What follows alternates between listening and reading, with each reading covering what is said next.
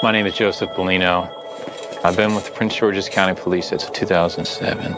This was my second homicide case. The first case I got was, we closed it within 48 hours. It wasn't a difficult case. I told my sergeant that I wanted more of a challenge. He said, "Be careful for what you ask for." It was a nice spring morning. I was driving into work. It was just after 8 in the morning. Dispatch to Detective Bellino. Go for Bellino. And they called me and said that there had been 2 bodies found at a residence in Laurel.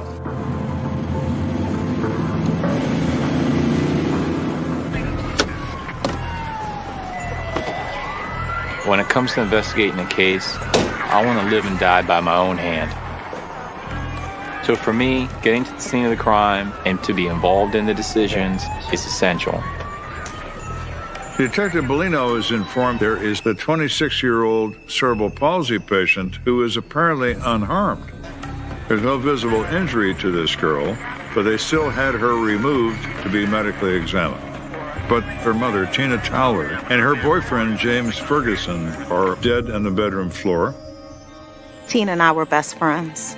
My husband and I end up moving into the same neighborhood, and that's probably how our friendship evolved.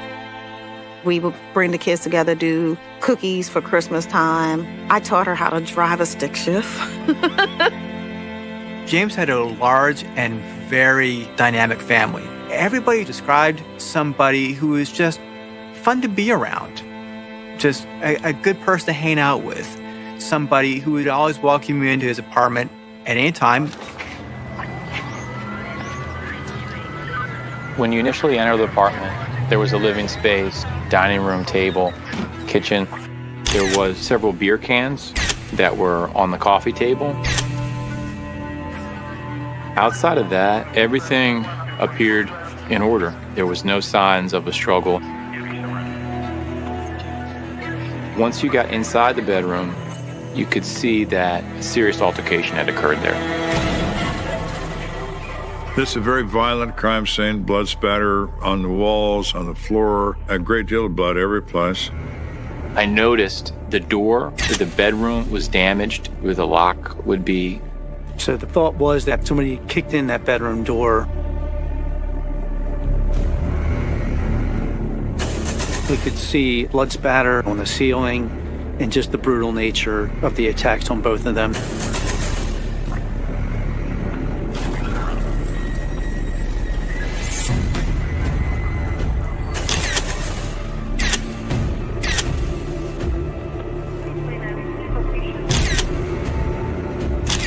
There were pots, there were pans, there was a vase that was shattered, broken on either sides of the bedroom. Must have been one hell of a struggle.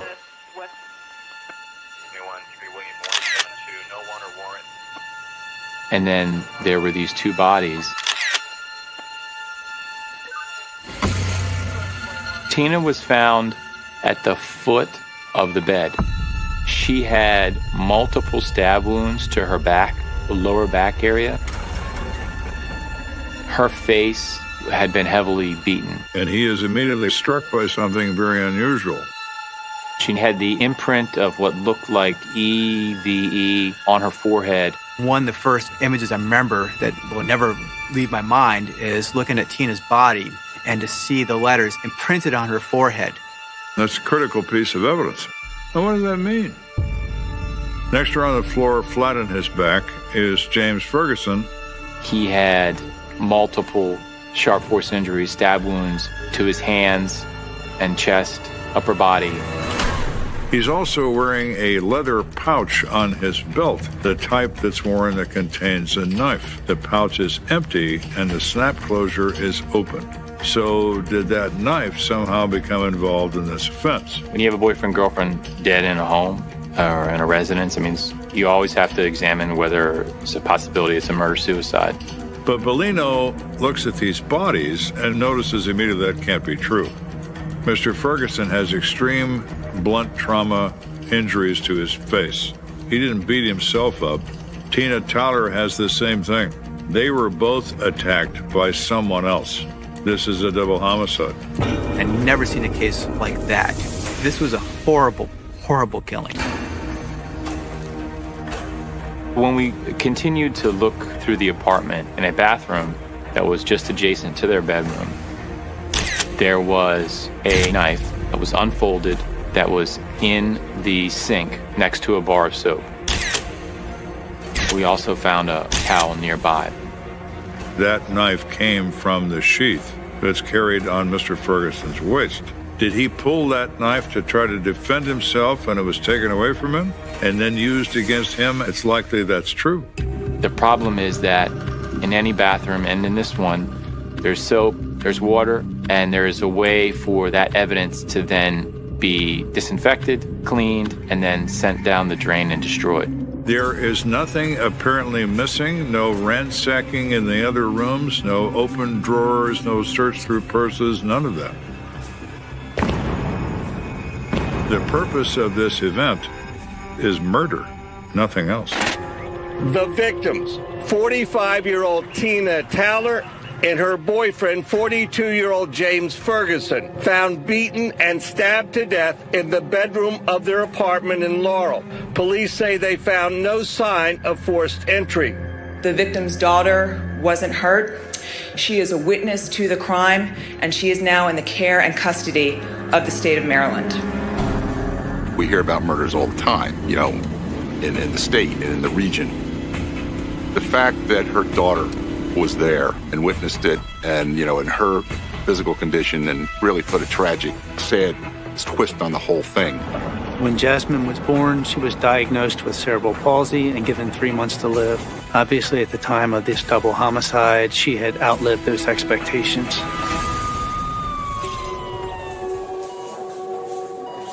Unfortunately, Jasmine has a very severe form of cerebral palsy. Ultimately, it results in a person who is incapable of walking, standing, sitting. It is a terrible disease. Nurse Ann Donnelly is there at the hospital and says she's fine, she's not hurt. Ann Donnelly and the other nurses were a select group of women who had cared for her for a long period of time. So they had an afternoon nurse until 9:30 or so at night. And then the first thing the next morning, they would have a day nurse that would come in. So between 9:30 p.m. and 8 a.m. is the time this crime occurred. I can't imagine what she went through. Definitely the trauma doesn't just stop, with the witnessing of the horrific event, not, knowing why you're being taken out of your home and then put in this hospital, not knowing who these doctors and nurses are. It could cause even more stress for her. He asked, do you think she can understand me if I ask her something? Donnelly says, I don't think so. You can try. This child is nonverbal. But she connects in other ways. Yes. She knows voices, so if you go in and you say, hey, Jazz, how you doing? And she would smile and she would start to laugh. She just loved music. Tina sang to her a lot, so she liked for her mom to sing to her. Because she was in that room and it was evident that this all took place right there in front of her. So what did she know? Our goal was to try to figure out, what did she see?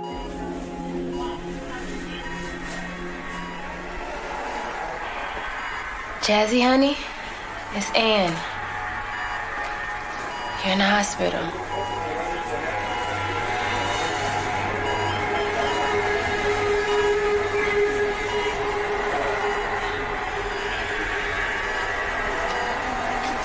Jazzy, honey. It was always in the back of my mind, how had this affected her? Would she be able to communicate? The only person who saw or potentially saw anything is Jasmine. So it's critical that Bellino makes every attempt to try to get information from her. She is the ultimate loose end. Tina Towler and her boyfriend, James Ferguson, were found beaten and stabbed to death in their bedroom after a home nurse arrived to care for Towler's severely disabled daughter, Jasmine. The daughter was in a location where it would be reasonable that she would have been either had witnessed the homicide or a portion thereof.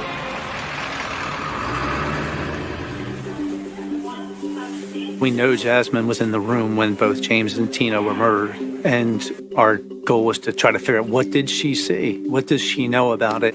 Jazzy, honey, you're safe now, okay? This nice man wants to ask you some questions. But does she understand what she's being asked? An eyewitness certainly can be extremely useful. As a cerebral palsy patient in terrible physical condition, how useful that may be remains to be seen. Jazzy, we have to know what happened last night. Did you see who hurt your mom?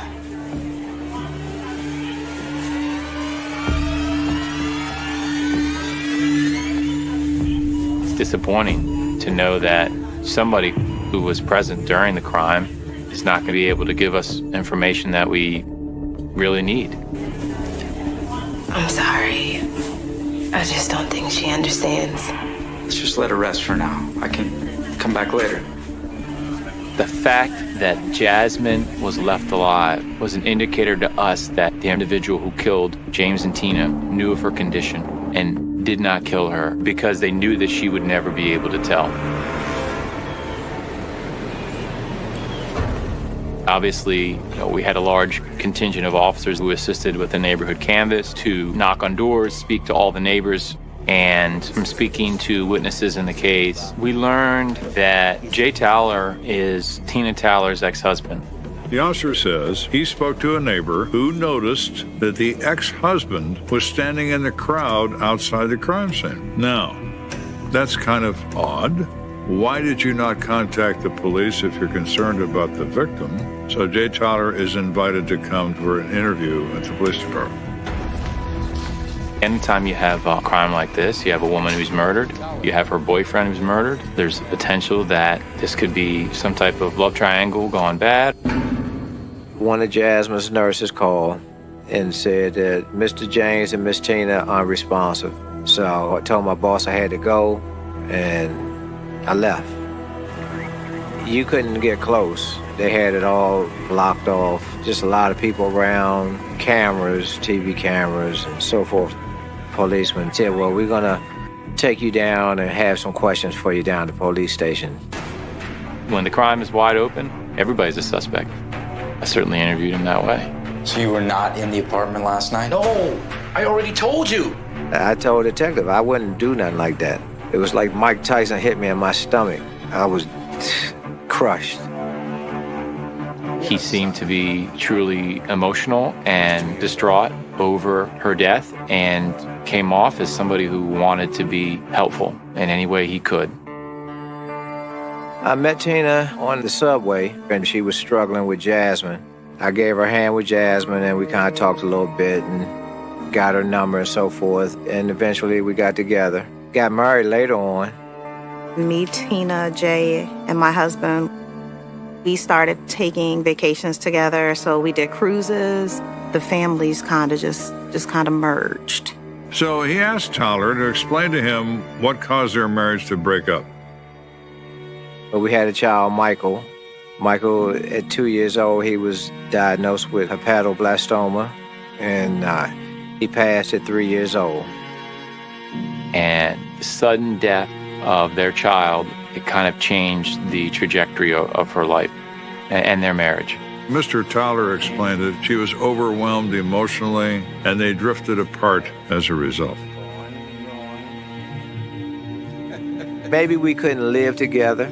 That didn't mean we didn't care for each other.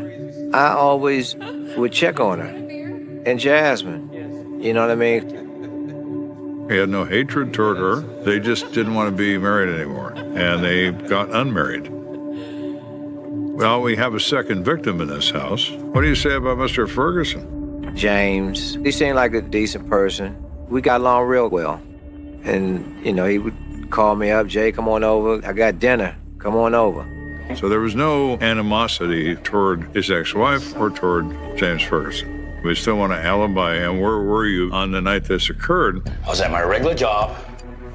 I went to fix the bathroom up in Gettysburg, and I was home after that.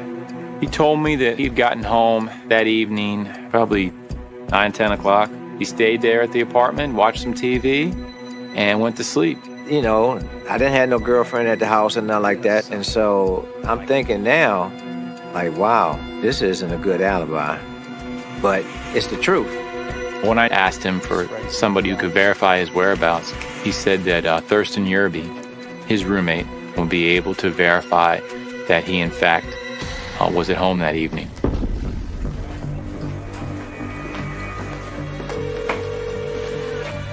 Mr. Yerby, I'm calling in reference to Jay Towler. Is there any way you can come down to the station this afternoon? When I initially spoke with Thurston, he had left the Laurel area and had gone to North Carolina with his girlfriend to visit some of her relatives. And he confirms Mr. Towler's alibi, that he was home that night. He remembers him coming home and he never left. And Thurston Yerby further said he'd be happy to come down and make a written statement to that effect when he returns from his trip. Just an over-the-phone confirmation isn't enough. Detective Bellino's thorough in what he does. He needs to have you in. He needs to have you interviewed. Hey, the ME called. They're ready for you. You know, I always say, I've seen enough death. I'll be fine if I don't see any more. There's no way for us to escape that real intimate exposure to death that you have when you're in an autopsy. It's important that you or somebody you work with goes. So, what'd you find? Well, they both have alcohol in their systems. I haven't seen anything this brutal in a long time. James Ferguson's cause of death were blunt force injuries and multiple stabbing/cutting wounds. I think he had somewhere near 15. The coroner also told Bellino that the knife found in the bathroom sink, the folding knife from the sheath or pouch on James Ferguson's waist, is consistent with all of the wounds and therefore is likely the murder weapon. Tina Towler's cause of death was multiple injuries, mainly because there were so many different things that were done to her. Blunt force injuries, stabbing and cutting wounds, and then the attempted asphyxiation as well. It takes a certain type of, individual to strangle somebody, to have that type of close, intimate contact. This level of violence is not exhibited by a stranger versus another stranger. This is someone who knows them, who hates them. But who's the intended victim here? What do you make of that? There is a word on the forehead of the victim, EVE. It was an indicator to us that extreme force had been used to kill her. Wait a minute. I know what this is.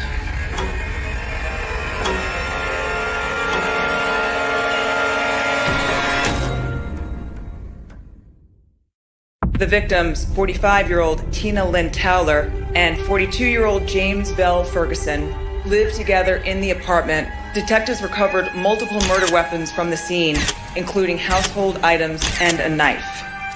The exact motive for these murders is still unknown.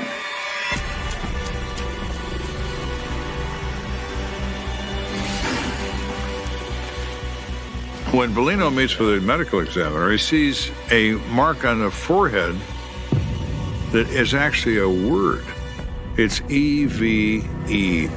And we were able to determine that those letters were on a flashlight that was broken and found on the scene of the crime.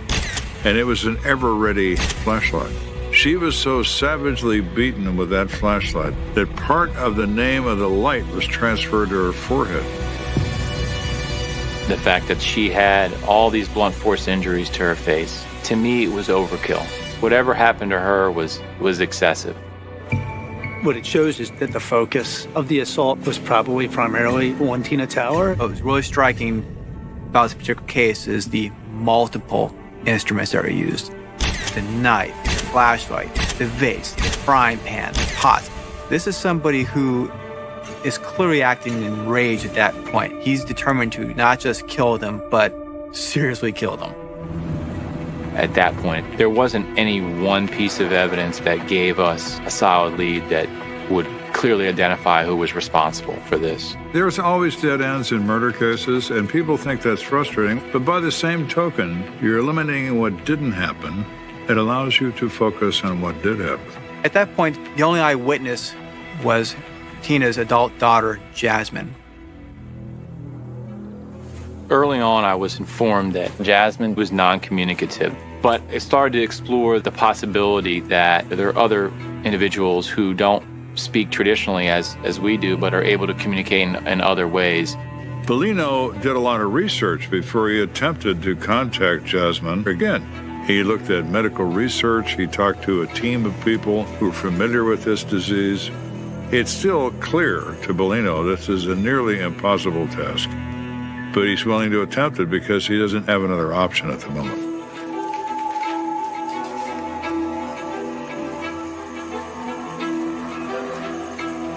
I initially thought that there was a possibility that, we could get some type of nonverbal yes or no response. And in the news today, there are At that point, she was at a home. It wasn't quite a nursing home, but they took care of adults with various disabilities. last week in the river. Full report coming up later. The benefits of laughter. It's no secret that laughter makes Hi, Jasmine. I'm Detective Bellino. She smiled. She gave signs of recognition to the nurses when they entered the room, and I attempted to talk to her. So somebody was in your room that night. Somebody hurt your mom and James real bad. I think you saw what happened. I looked at her eyes. I looked at her hands, her head, to just see if I could in any way get her to respond or acknowledge that she understood the information I was trying to relay to her. Do you know who was in your room that night?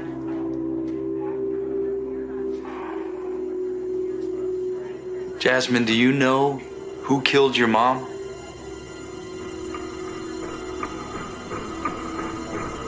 Jasmine.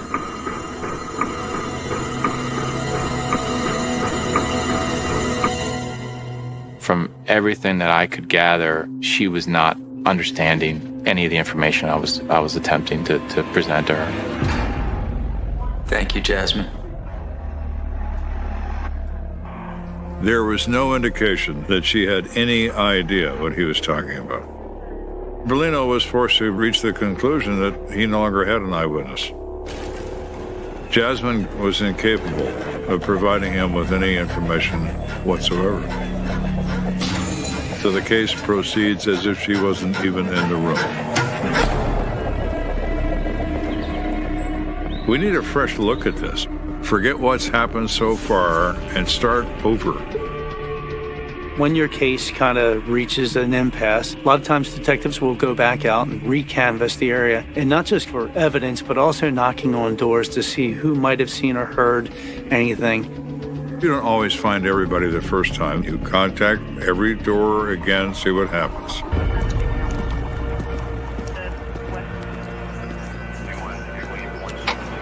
Is this about the murders the other night? I spoke with a resident of the building who was able to give me some information about the night that James and Tina were murdered. And suddenly, a second canvas has produced potentially a very valuable witness. She says that when she comes home from work the night of the murders, it was almost 11 o'clock at night. She said that there was a large white SUV that was outside the victim's apartment. She hadn't seen it there before, and there was a male sitting behind the wheel with a baseball cap on, smoking a cigarette. He's within the time frame of when the murders occurred, whoever he may be. So what is he doing? Waiting for people to go to bed so he can kill them? We don't know. Thanks for your time. That's all we need. We just thought it was unusual and suspicious. Bellino's next move is to check in with the forensics team. DNA evidence was vital. It's essential in us being able to identify the killer. Found some things you might be interested in. And one thing that's of particular interest is a garbage can found in Tina's kitchen. There were several beer cans inside that trash can. And then underneath what looked like a large white disposable cloth, it turned out to be like a nurse's smock. That's the evening nurse throwing it away when she left at 9:30. Those beer cans that were on top of the smug were placed there after she had left. Some of the beer cans were compared and determined to have the DNA of James Ferguson, but there were other cans that had the DNA of an unknown individual. It's important that we recover DNA from everybody involved or potentially involved in this crime. Jay Tyler has asked for a DNA sample, which he freely offers. I knew my DNA and stuff was there because I'm there every day checking on them, but I give it to you anyway. I mean, I don't have nothing to hide. So he provided a DNA sample. The one last thing that we had to do to truly eliminate him was to interview an alibi witness. That person was Thurston Yerby. Thanks for coming in, Mr. So Thurston Yerby drove to the police station, came and met with me. He was an electrician who worked with Jay Tyler. Because of their work together in home remodeling, they decided to get an apartment together. And he confirms Mr. Tyler's alibi. He remembers him coming home and he never left. Do you mind if we get a DNA sample? I asked Thurston if he was willing to submit a sample of DNA for the purpose of elimination. I wasn't even certain that I was going to take it because he's just an alibi witness, but I wanted to see his response. It's not going to be a problem, is it? I'm going to have to talk to my lawyer about that. When a witness tells you they're not willing to give a DNA sample, it raises red flags. Bellino knows this is something to pay attention to because he's reacting. The hair is standing up on the back of his neck. He started to get uncomfortable, and I could tell he was nervous. Is there any reason for your DNA or fingerprints to be inside Miss Tyler's apartment? Nope.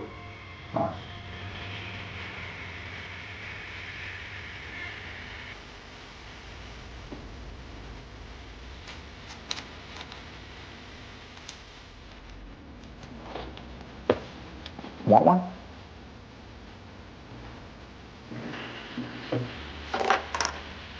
So Bellino uses a standard technique. He offers him a bottle of water. And he takes a drink.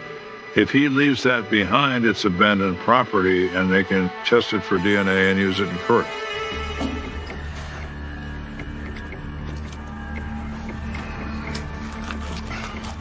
You mind? Yeah, why don't we go outside?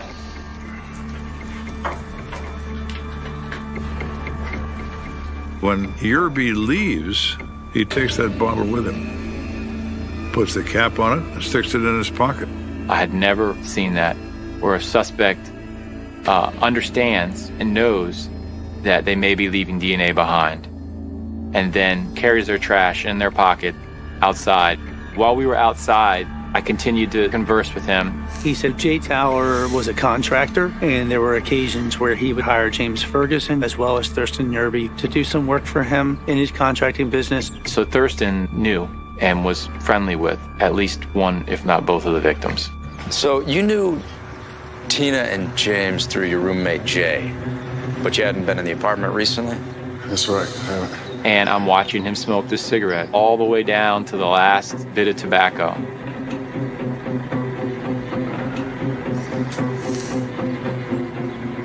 Bellino is anxious to get his hands on the cigarette butt. He then stuck the butt in his pocket. And I thought that this is very unusual. He's leaving no trail behind him. He's been coached by someone on how DNA can be obtained. And he makes certain that the two objects that contain it, he's taking with him. That makes Thurston Yerby a prime suspect. But there's not enough there to lock him up. Not yet.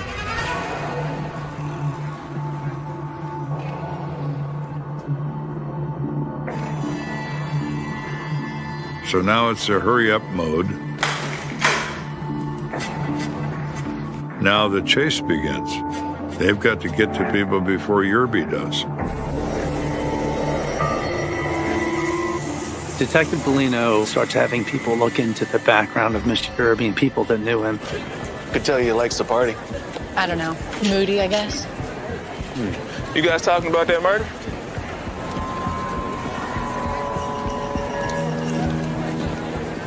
Why do you ask? Because I'm pretty sure he had a thing with that dead lady. What? We came across and spoke with another witness who suspected that Thurston had had an affair with Tina. They had gone to a hotel room several months prior and had seen Thurston in a hotel room with Tina Towler in bed under the sheets. And her boyfriend, James Ferguson, didn't know. Well, now, isn't that interesting? So this is certainly something Bellino has not heard. That Tina Towler now has a perchance romantic involvement with Thurston Yerby. It was a big break in the case. The fact that someone we were just speaking with as an alibi witness that was now being uncovered was in fact having a sexual relationship or an affair with our victim. So that was huge. Sam said that on the night of James and Tina's murder, Thurston Yerby was at a party. He was intoxicated. Thurston Yerby was so out of control, drinking alcohol and using cocaine, that he was groping all the women at this party and got thrown out. What's the matter with you, man? Who's this? Hey, man, go home and sleep it off. The night's still young. I'm going to get laid. Maybe he's talking about going to see Tina.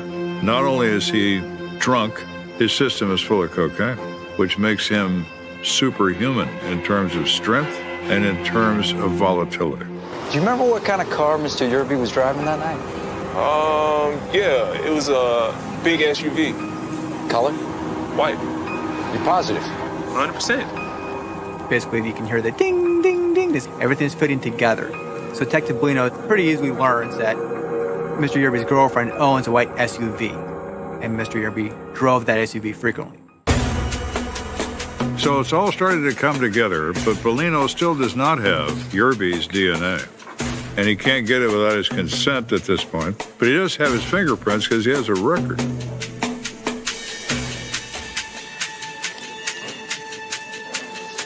Detective Bellino looks into the evidence that was collected back in the house and determines that the beer can that came out of the trash can has fingerprints on it. What do you know? The fingerprints recovered from the beer cans were identified to be those of Thurston Lamont Yerby. Proves that he was inside the residence after the time that the nurses had left. While he had told us and told me he had never been inside the residence, that was a lie. And that he was the last person who was inside that home before the victims were murdered. Now, we can't ask the judge to order him to give his DNA. The judge says, you're hereby commanded to get the DNA sample of Mr. Thurston Yerby. Or as they say in Ireland, you're DNA doesn't lie. DNA isn't influenced, and DNA isn't interpreted. It either matches or it doesn't. And if it matches, Mr. Yerby has something he cannot explain.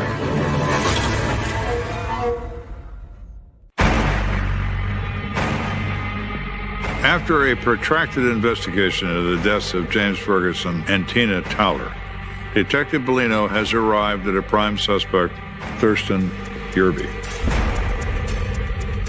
We were able to get a warrant to obtain a sample of his DNA to compare it against evidence in the scene of the crime.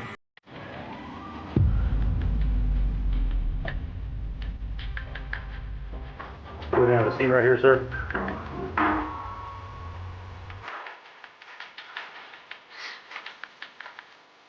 All right, open your mouth, please, sir. What if I don't? Mr. Yerby is cocky and confrontive. It's like he's saying, catch me if you can. He believes he's smarter than the police, and he comes across that way. That it? Yes, sir, you're free to go. Don't leave town. Bellino releases him pending the results of the DNA examination. 14 out of 15 alleles. It's about as clear as it gets. So this is a match? It's a match. Thurston Yerby's DNA is on the bloody towel in the bathroom, along with both victims' DNAs. His DNA is on the murder weapon, and his DNA is on the beer can in the trash can. Thurston can deny all he wants. The evidence is overwhelming, and it says otherwise. He was the culprit involved in these murders. When they finally have their warrant in hand, Yerby understands he's being looked for. He's on the move. He knows they'll find that evidence, particularly after they took that DNA sample. So he's a little elusive at the moment. We need to get him in custody. We didn't want a high-speed chase or some type of incident that would further danger the community.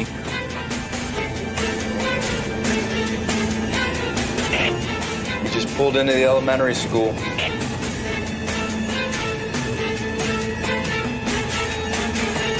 They find him at the school where his girlfriend works. It's definitely a dangerous situation. He is bringing himself and stopping at a location that has large amounts of small children. If he moves, they're going to follow him away from the school, stop him, and arrest him. But they want those kids out of there and gone before they try anything. And they do. They wait, and the kids come out.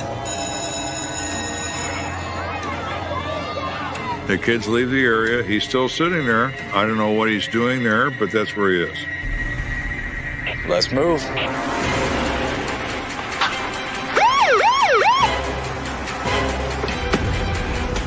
Driver, show me your hands. Put your hands out. Step out and face away from me. Walk backwards. Stop. Lay down on your face. Thurston Yerby, you have the right to remain silent. If you give up the right to remain silent... We were fortunately able to get him in custody without anyone really coming too aware of it. But he says, in his same cocky, I-know-everything manner, you got one chance to convict me, and if you don't, I'm walking. The suspect wanted for the murders of a couple in Laurel is now in police custody. The Prince George's County Police Department obtained a warrant on Wednesday charging 47-year-old Thurston Lamont Yerby of Laurel with first-degree murder. There is a sense of satisfaction when you solve a case like this, and the detectives put a lot of hard work into this case, and it's very satisfying.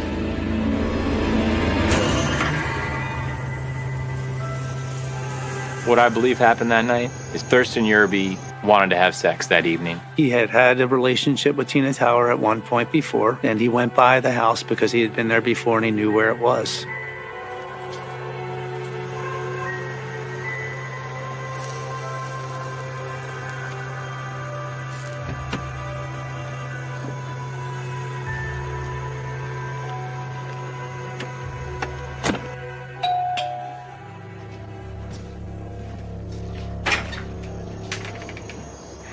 What are you doing here? Hey, baby. Hey, man. Long time no see. Hey, what's going on, bro? Huh, nothing. Come on in, have a drink.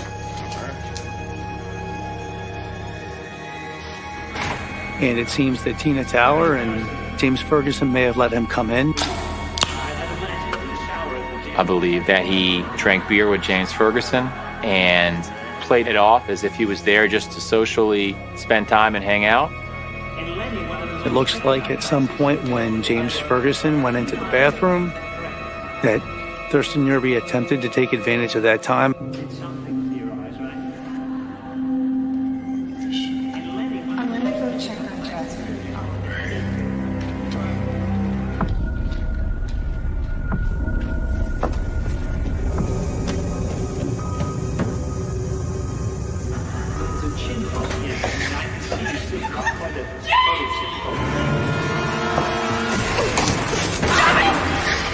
What the hell are you doing? James Ferguson probably pulled out the knife that he carries on his belt, and Thurston Yerby, who was stronger and bigger than James Ferguson, disarmed him,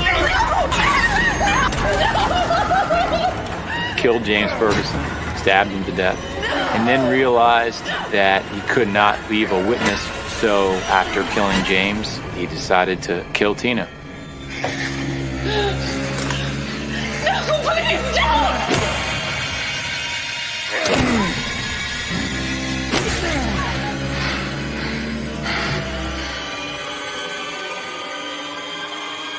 In my opinion, Thurston Yerby pulled that sheet over Jasmine's head so she couldn't see what was happening.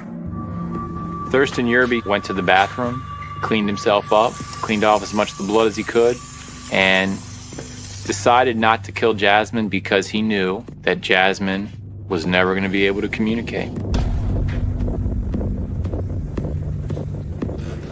Got in his vehicle, left. So I argue very passionately to the jury, because I still believe to this day, it was premeditated.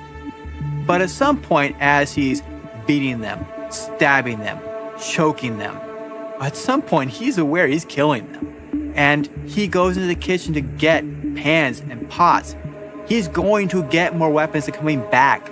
Why is he getting these weapons? To kill them. That's premeditation.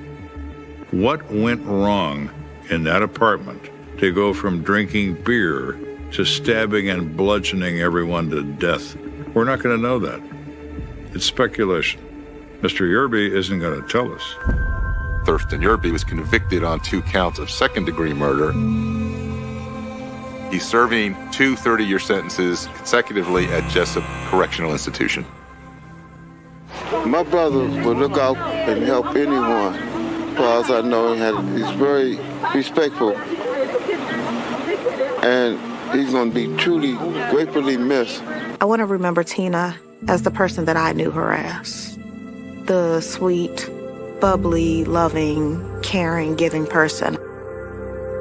I know that Tina wanted to be with Michael, so hopefully that's where she got to, because that was her heart.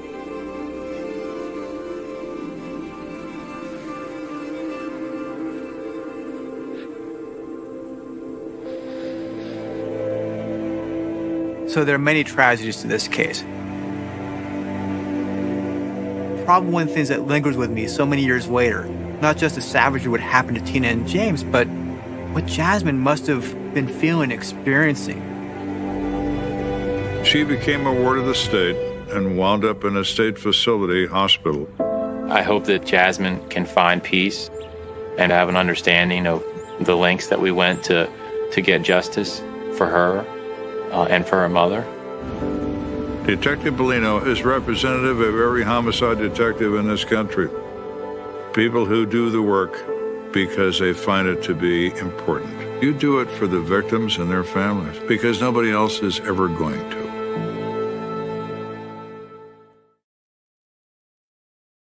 It began with the smell, a thick metallic stench creeping out from the cornfields just outside Mill Creek, Illinois, on a damp morning in October 1987.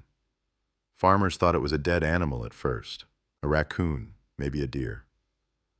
But when Deputy Harold Denton pulled up to the scene, the silence of the flatlands felt wrong. There was no wind, no sound of birds, just the hum of insects circling something half buried in the dirt. The first thing he saw was a hand, pale, bloated, fingers curled inward like it was holding onto something invisible. The second thing he saw was a shoe, one that looked too clean for the mud it was in. Within hours, the site was crawling with county patrol cars and the curious eyes of locals gathering at the edge of the fields. They would later identify her as Emily Harper, 24 years old, a recent nursing graduate who had disappeared 5 days earlier on her way home from a night shift in Carbondale.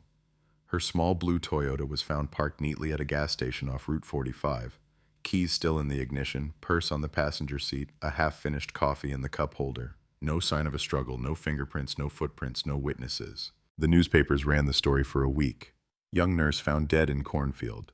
The photos were grainy, the tone sensational. Reporters swarmed the town, turning up every detail they could. Emily's co-workers described her as quiet, hardworking, a little too trusting. Her mother said she'd been saving money to move to Chicago. Her boyfriend, Michael Trent, told police he'd proposed to her the week before she vanished. Everyone said the same thing. She didn't have enemies. But as detectives quickly learned, in small towns, secrets hide behind polite smiles. The autopsy revealed she'd died from blunt force trauma to the head. No signs of sexual assault, no defensive wounds, no signs she'd run. Whoever did it fast, clean, efficient. It looked personal, but there was nothing to trace. No DNA, no fibers, no blood trail leading away, just a body in the dirt and a town terrified of shadows. Detective Sergeant Frank Mallory took the case, a seasoned officer with a reputation for persistence, the kind who could read guilt in the flicker of an eye. He started with the boyfriend, Michael Trent, 28, local mechanic, alibi confirmed by coworkers. He'd been working late the night Emily disappeared. Mallory didn't buy it. Something about the man's calm bothered him. He didn't cry during questioning. He didn't ask to see the body. He only said one thing over and over. She didn't deserve this. By the second week, the case had already begun to unravel. Leads went cold. Witnesses contradicted themselves. One woman claimed she'd seen Emily's car parked outside a diner in Marion at 2 a.m. Another swore she saw her getting gas hours later in Murfreesboro. None of it matched. None of it held. The county sheriff urged calm, but fear spread like wildfire. Women stopped walking home alone. Gas stations installed new lights. Every unfamiliar car became a threat. Then came the phone call. A week after the funeral, Emily's mother, Diane Harper, received a call at her house. A man's voice, low, distorted, barely above a whisper. "You should have told her not to trust him." Then the line went dead, traced to a payphone near Rend Lake. No prints, no camera, no witnesses. The call added a new layer to the investigation, but also confusion.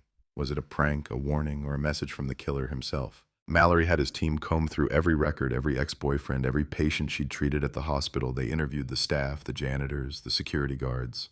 One name kept popping up. Dr. Richard Calloway, a respected surgeon in his 40s who had taken a special interest in Emily's career. A mentor, colleagues said. A bit intense, others whispered. Mallory brought him in. The man was composed, too composed, answering questions with rehearsed politeness. He admitted he'd driven her home once, maybe twice, late after shifts, but denied anything more. There was no evidence, no motive that stuck. Still, Mallory wrote his name in red ink in his notebook. Winter came and went. The cornfields froze over, and so did the case. By March 1988, the department had exhausted its resources. The Harper file sat thick with reports, but thin with answers. The local news moved on. Another missing girl, another tragedy in a forgotten town. For years, people whispered about Emily. Some said she'd stumbled upon something she shouldn't have seen. Others believed it was a random killing. But Mallory couldn't let it go. He kept the file on his desk long after it was closed, staring at the photos like they might blink. And then, as time passed, the town of Mill Creek tried to forget. The corn grew again, the fields swallowing the memory of that morning. But ghosts don't disappear. They wait. 35 years later, in the spring of 2022, the Illinois State Police announced a new initiative, the Cold Case Task Force, using modern DNA technology to revisit unsolved murders. Among the first boxes reopened was labeled H87. Inside, Emily Harper's belongings, the shoe, the torn fabric from her jacket, and a single hair found under her fingernail. Back in 1987, it was useless. In 2022, it was a goldmine.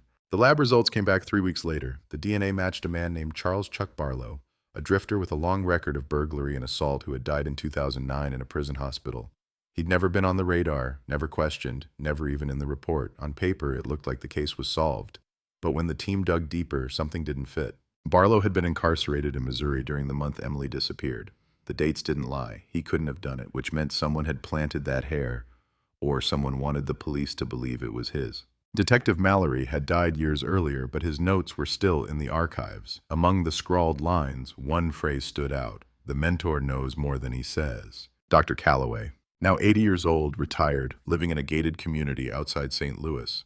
When investigators approached him, he seemed confused, frail, polite. He said he barely remembered the case. But the more they talked, the stranger it got. He remembered the exact date of Emily's last shift, the color of her shoes, the necklace she wore the night she disappeared. Details never released to the public.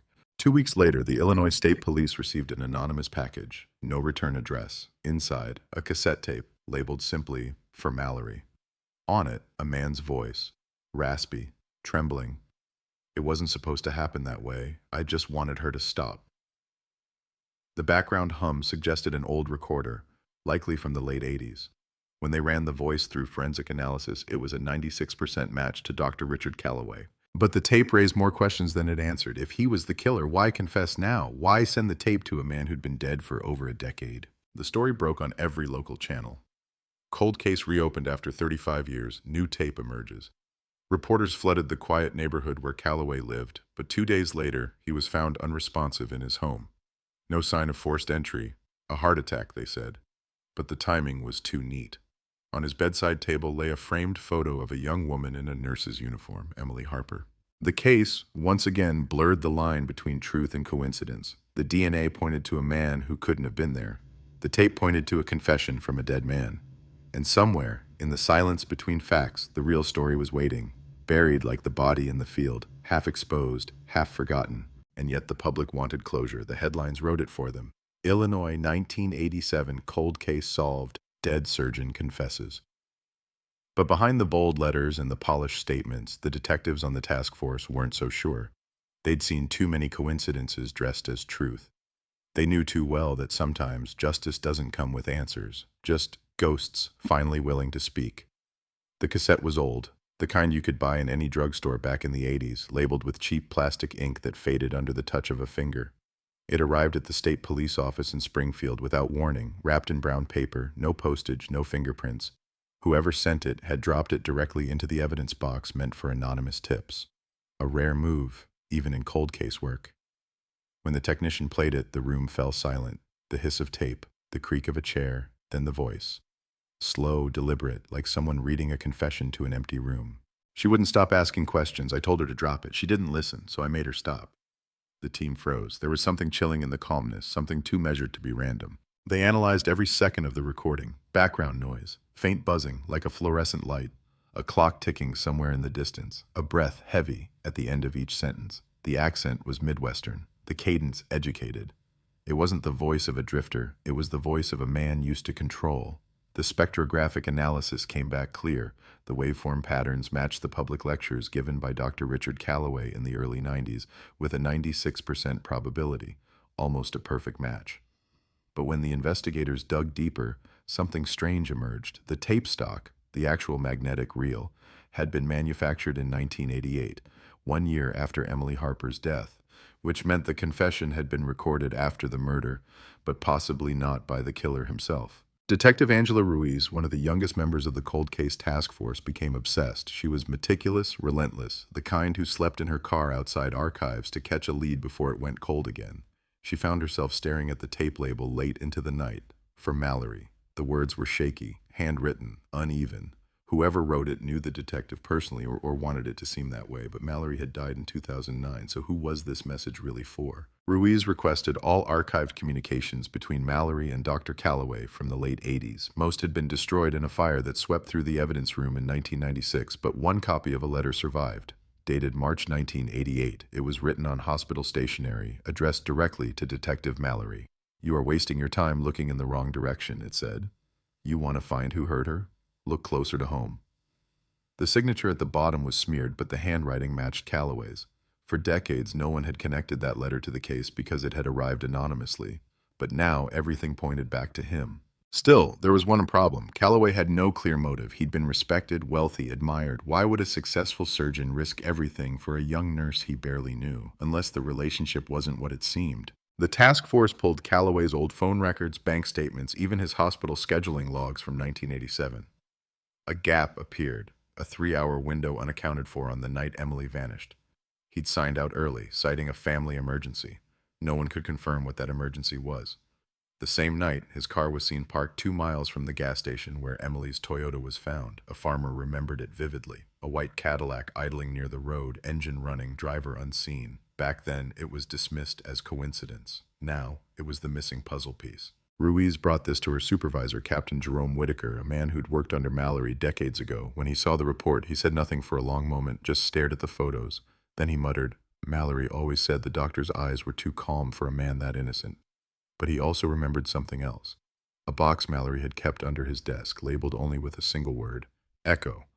Inside, according to Whitaker, were cassette tapes, interview notes, and personal letters connected to unsolved cases. No one had seen that box since his death. Tracking down Mallory's family wasn't easy. His daughter Claire lived in a small house near Peoria, reclusive, mid-40s, protective of her father's legacy. When Ruiz showed up at her door, the woman hesitated, then led her to the attic. There, under a tarp and dust thick as snow, was a stack of old cardboard boxes.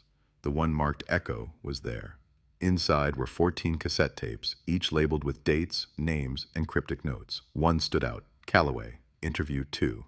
Ruiz played it on an old deck right there in the attic. Mallory's voice filled the air, gravelly, tired. "Doc, people say you and the girl were close." Then another voice, calm, measured. "She admired my work, that's all." Mallory pressed, "Did she ever come to your home?" Silence. Then a faint sound.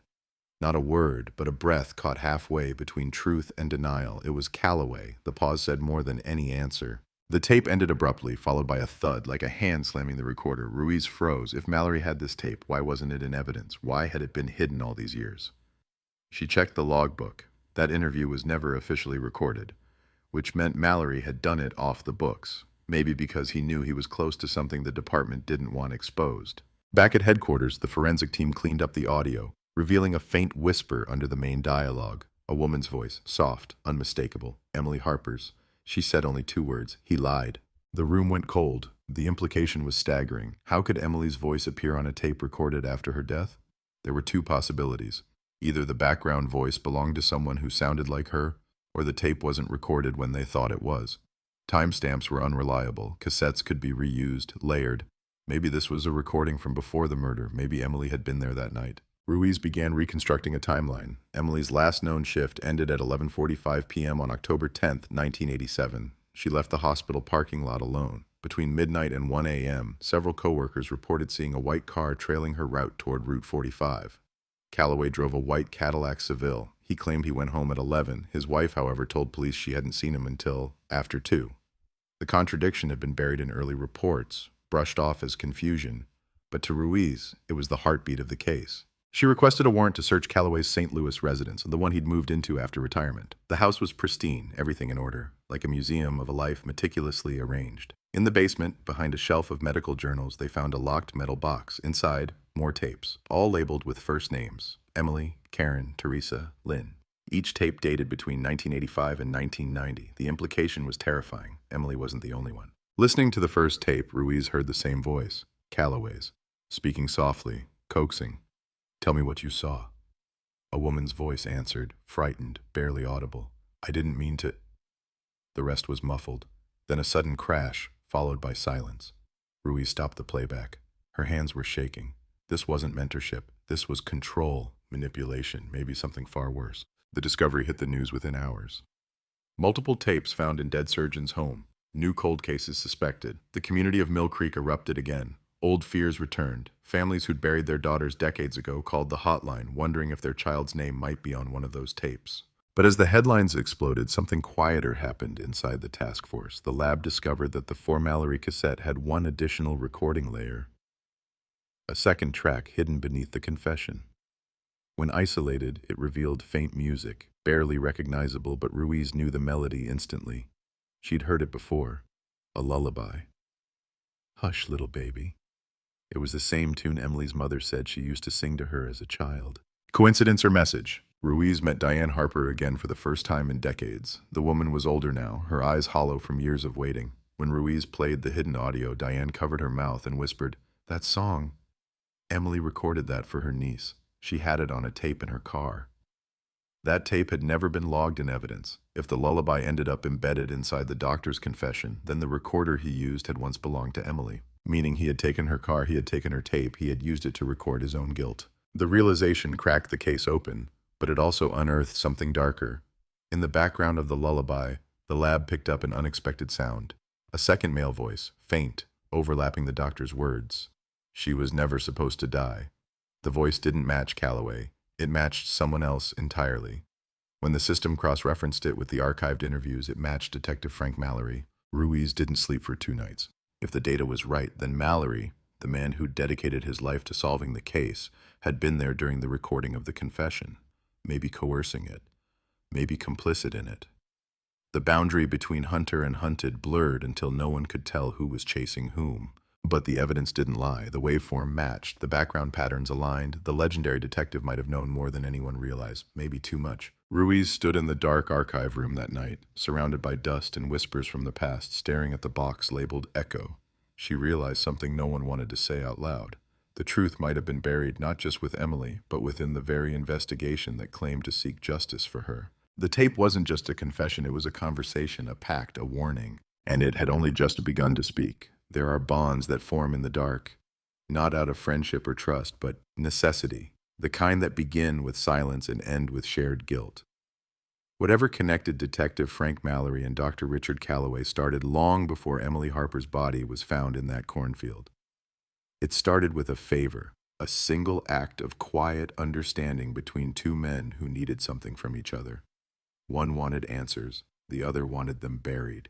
In 1987, Mallory was already a legend in the county, a war veteran turned cop, respected, feared, the kind who commanded a room with nothing more than a look. Calloway was his opposite.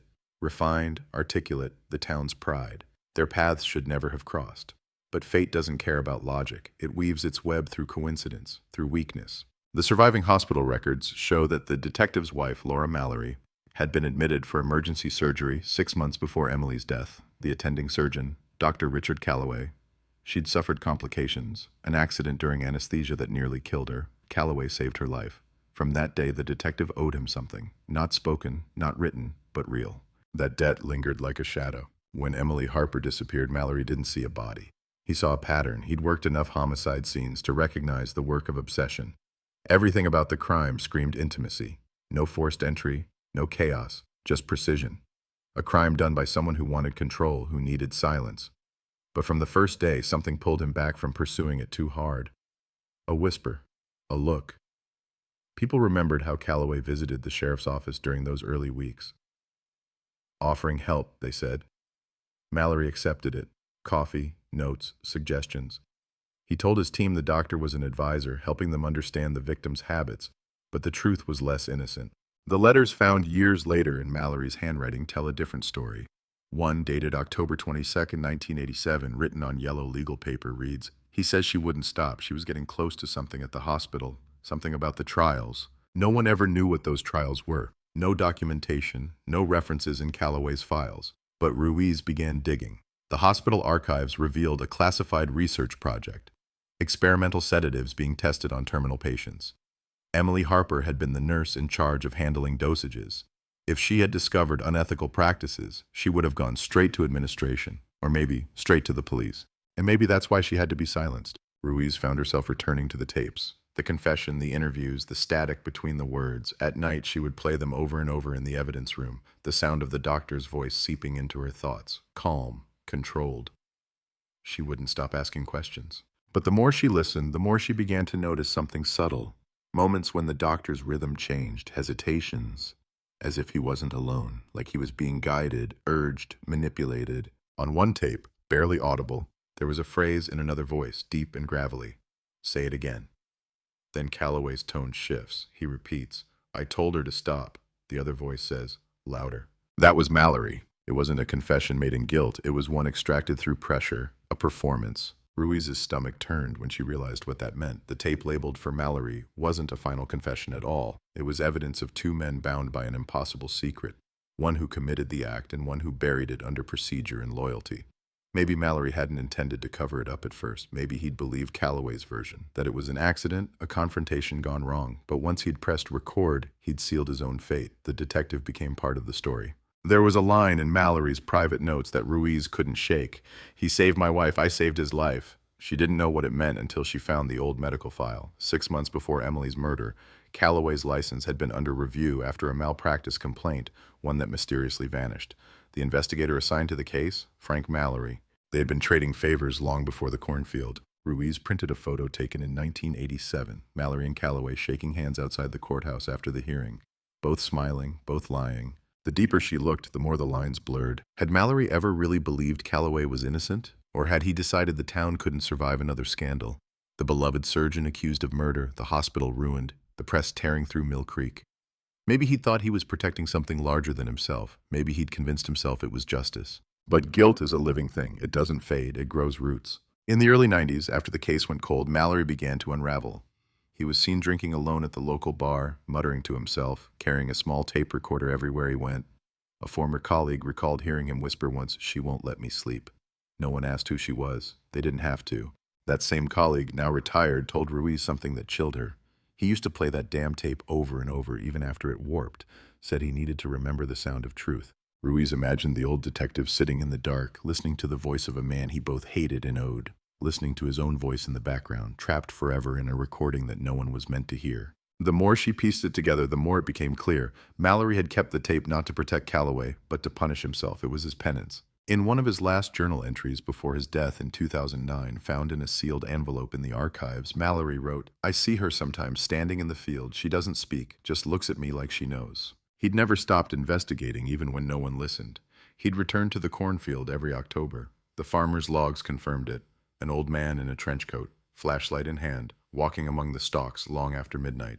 But what was he looking for? When Ruiz revisited the field decades later, the place felt frozen in time. The soil still dark, the air still heavy. She walked the perimeter with the old reports in hand, tracing where Emily's body had been found. 5 feet east, she found something the original team had missed, or ignored. A small patch of earth where the soil was looser, softer. She called the forensics crew. They dug. 4 hours later, they unearthed a rusted metal box. Inside, a badge, a lighter, and a photograph. The badge belonged to Detective Frank Mallory. The lighter was engraved with the initials RC. The photograph showed them together, sitting in Calloway's study, a tape recorder between them. On the back of the photo, in shaky handwriting, "She wasn't the first. She won't be the last." The evidence didn't make sense. Was it a threat, a message left behind, or had Mallory buried it himself as a way to leave the truth for whoever would come after? Ruiz couldn't stop thinking about that. Why bury it at the scene of the crime? Unless the field wasn't just the place where Emily died, it was the place where Mallory's conscience began to rot. Back at the station, Ruiz stared at the photo under the fluorescent lights. 2 men, 2 faces, both confident, both broken. She thought about the strange tenderness in Mallory's notes, how he referred to Calloway not as a suspect, but as the patient, like the detective had turned the killer into a case study. Maybe he had believed he could cure him, or maybe he'd seen too much of himself reflected in that calm smile.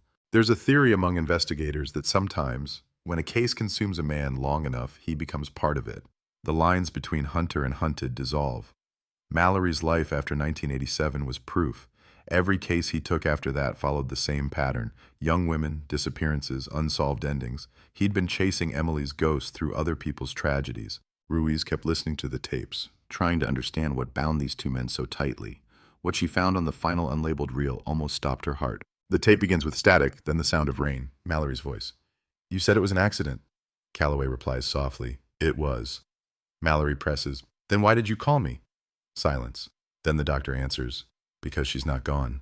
A pause, the sound of a match striking. Mallory again. "What do you mean?" "She's still here," the doctor whispers. "She never left the field." Then a faint sound, a woman humming, off-key, distant, the same lullaby. The recording ends with Mallory's voice breaking for the first time. "What did you do?" The tape cuts off. Ruiz played that final line again and again, trying to parse meaning from tone. There was fear there, yes, but also recognition, like a man hearing something he'd known all along but refused to face. Maybe that was the real reason he'd buried his badge at the scene. He wasn't leaving a clue. He was leaving a confession. In the silence of her office, Ruiz realized she was no longer chasing a killer. She was chasing a legacy of silence. 2 men bound by a moment they could never undo. One killed a woman to keep control. The other killed the truth to preserve order. And both were haunted by what they'd buried together. Outside, the wind swept across the Illinois fields, bending the cornstalks in waves that sounded like whispers. Ruiz listened, just for a moment, and could almost hear it. A woman's voice in the distance, soft, repeating the same question that had hung over the case for 35 years. "Why didn't you stop him?" 3 weeks after the discovery in the field, the corn had already been cut down. Empty stalks, flat earth, nothing but wind moving through the silence. Ruiz stood at the edge one last time before leaving Mill Creek, but the air felt wrong, thicker somehow, like it remembered her. She told herself it was fatigue, the exhaustion that comes after too many sleepless nights. But as she turned back toward her car, she thought she heard it again, a hum, faint, almost human, the same tune from the tape. "Hush, little baby," carried on the wind. She didn't mention it in her report, not yet. Back in Springfield, the task force had moved on. The case was officially labeled resolved, the files boxed for archiving, Calloway's name neatly printed under deceased suspect. Ruiz knew it was a lie, but she'd stopped correcting people. Truth felt useless against paper. Every night she sat in her apartment surrounded by copies of Mallory's notes, photos, the static-filled cassettes. They became her walls. She ate among them, slept among them, or at least tried to. Sleep didn't come easily anymore. When it did, it came wrong. Dreams that weren't hers. Walking through a corridor that smelled like antiseptic and soil, hearing footsteps behind her, but never turning fast enough to see who they belonged to. Sometimes she woke to the sound of the recorder clicking on by itself, the reels turning in the dark even though she hadn't touched them. Once, she played it back to see if anything had been captured. There was nothing except the soft whisper of static, and deep inside it, the rhythmic beat of something that might have been breathing. The department psychiatrist called it secondary trauma, the echo effect investigators get when they stare too long into someone else's nightmare. She nodded, agreed, took the pills, threw them away. Because she knew what she was feeling wasn't borrowed trauma, it was inheritance. Mallory had spent 20 years living inside this case until it ate him alive. Now it was her turn. The first time she saw him, it was just a shadow. She was leaving the archives late, lights flickering, the hallway empty. In the reflection of the glass door, a figure stood behind her, a tall man in an old coat, hands folded, watching. She spun around, nothing, just her own echo in the corridor. She laughed it off then. She didn't laugh the second time. The second time she was home, the phone rang at 2:17 a.m. A hiss, then silence. She said hello twice, no answer. She was about to hang up when a man's voice whispered through the line, cracked, distant. "You shouldn't have gone back to the field." Then the line died. She checked the call log, no number, no record. The next morning, Ruiz drove straight to headquarters. The technician who handled evidence confirmed what she already feared. Someone had checked out the echo box overnight. No signature, no authorization, just gone. The security footage showed static from midnight to 4 a.m., the same 4 hours the call came through. Someone else was chasing the same ghosts or leading her somewhere. Her commanding officer told her to take leave, get some rest, clear her head.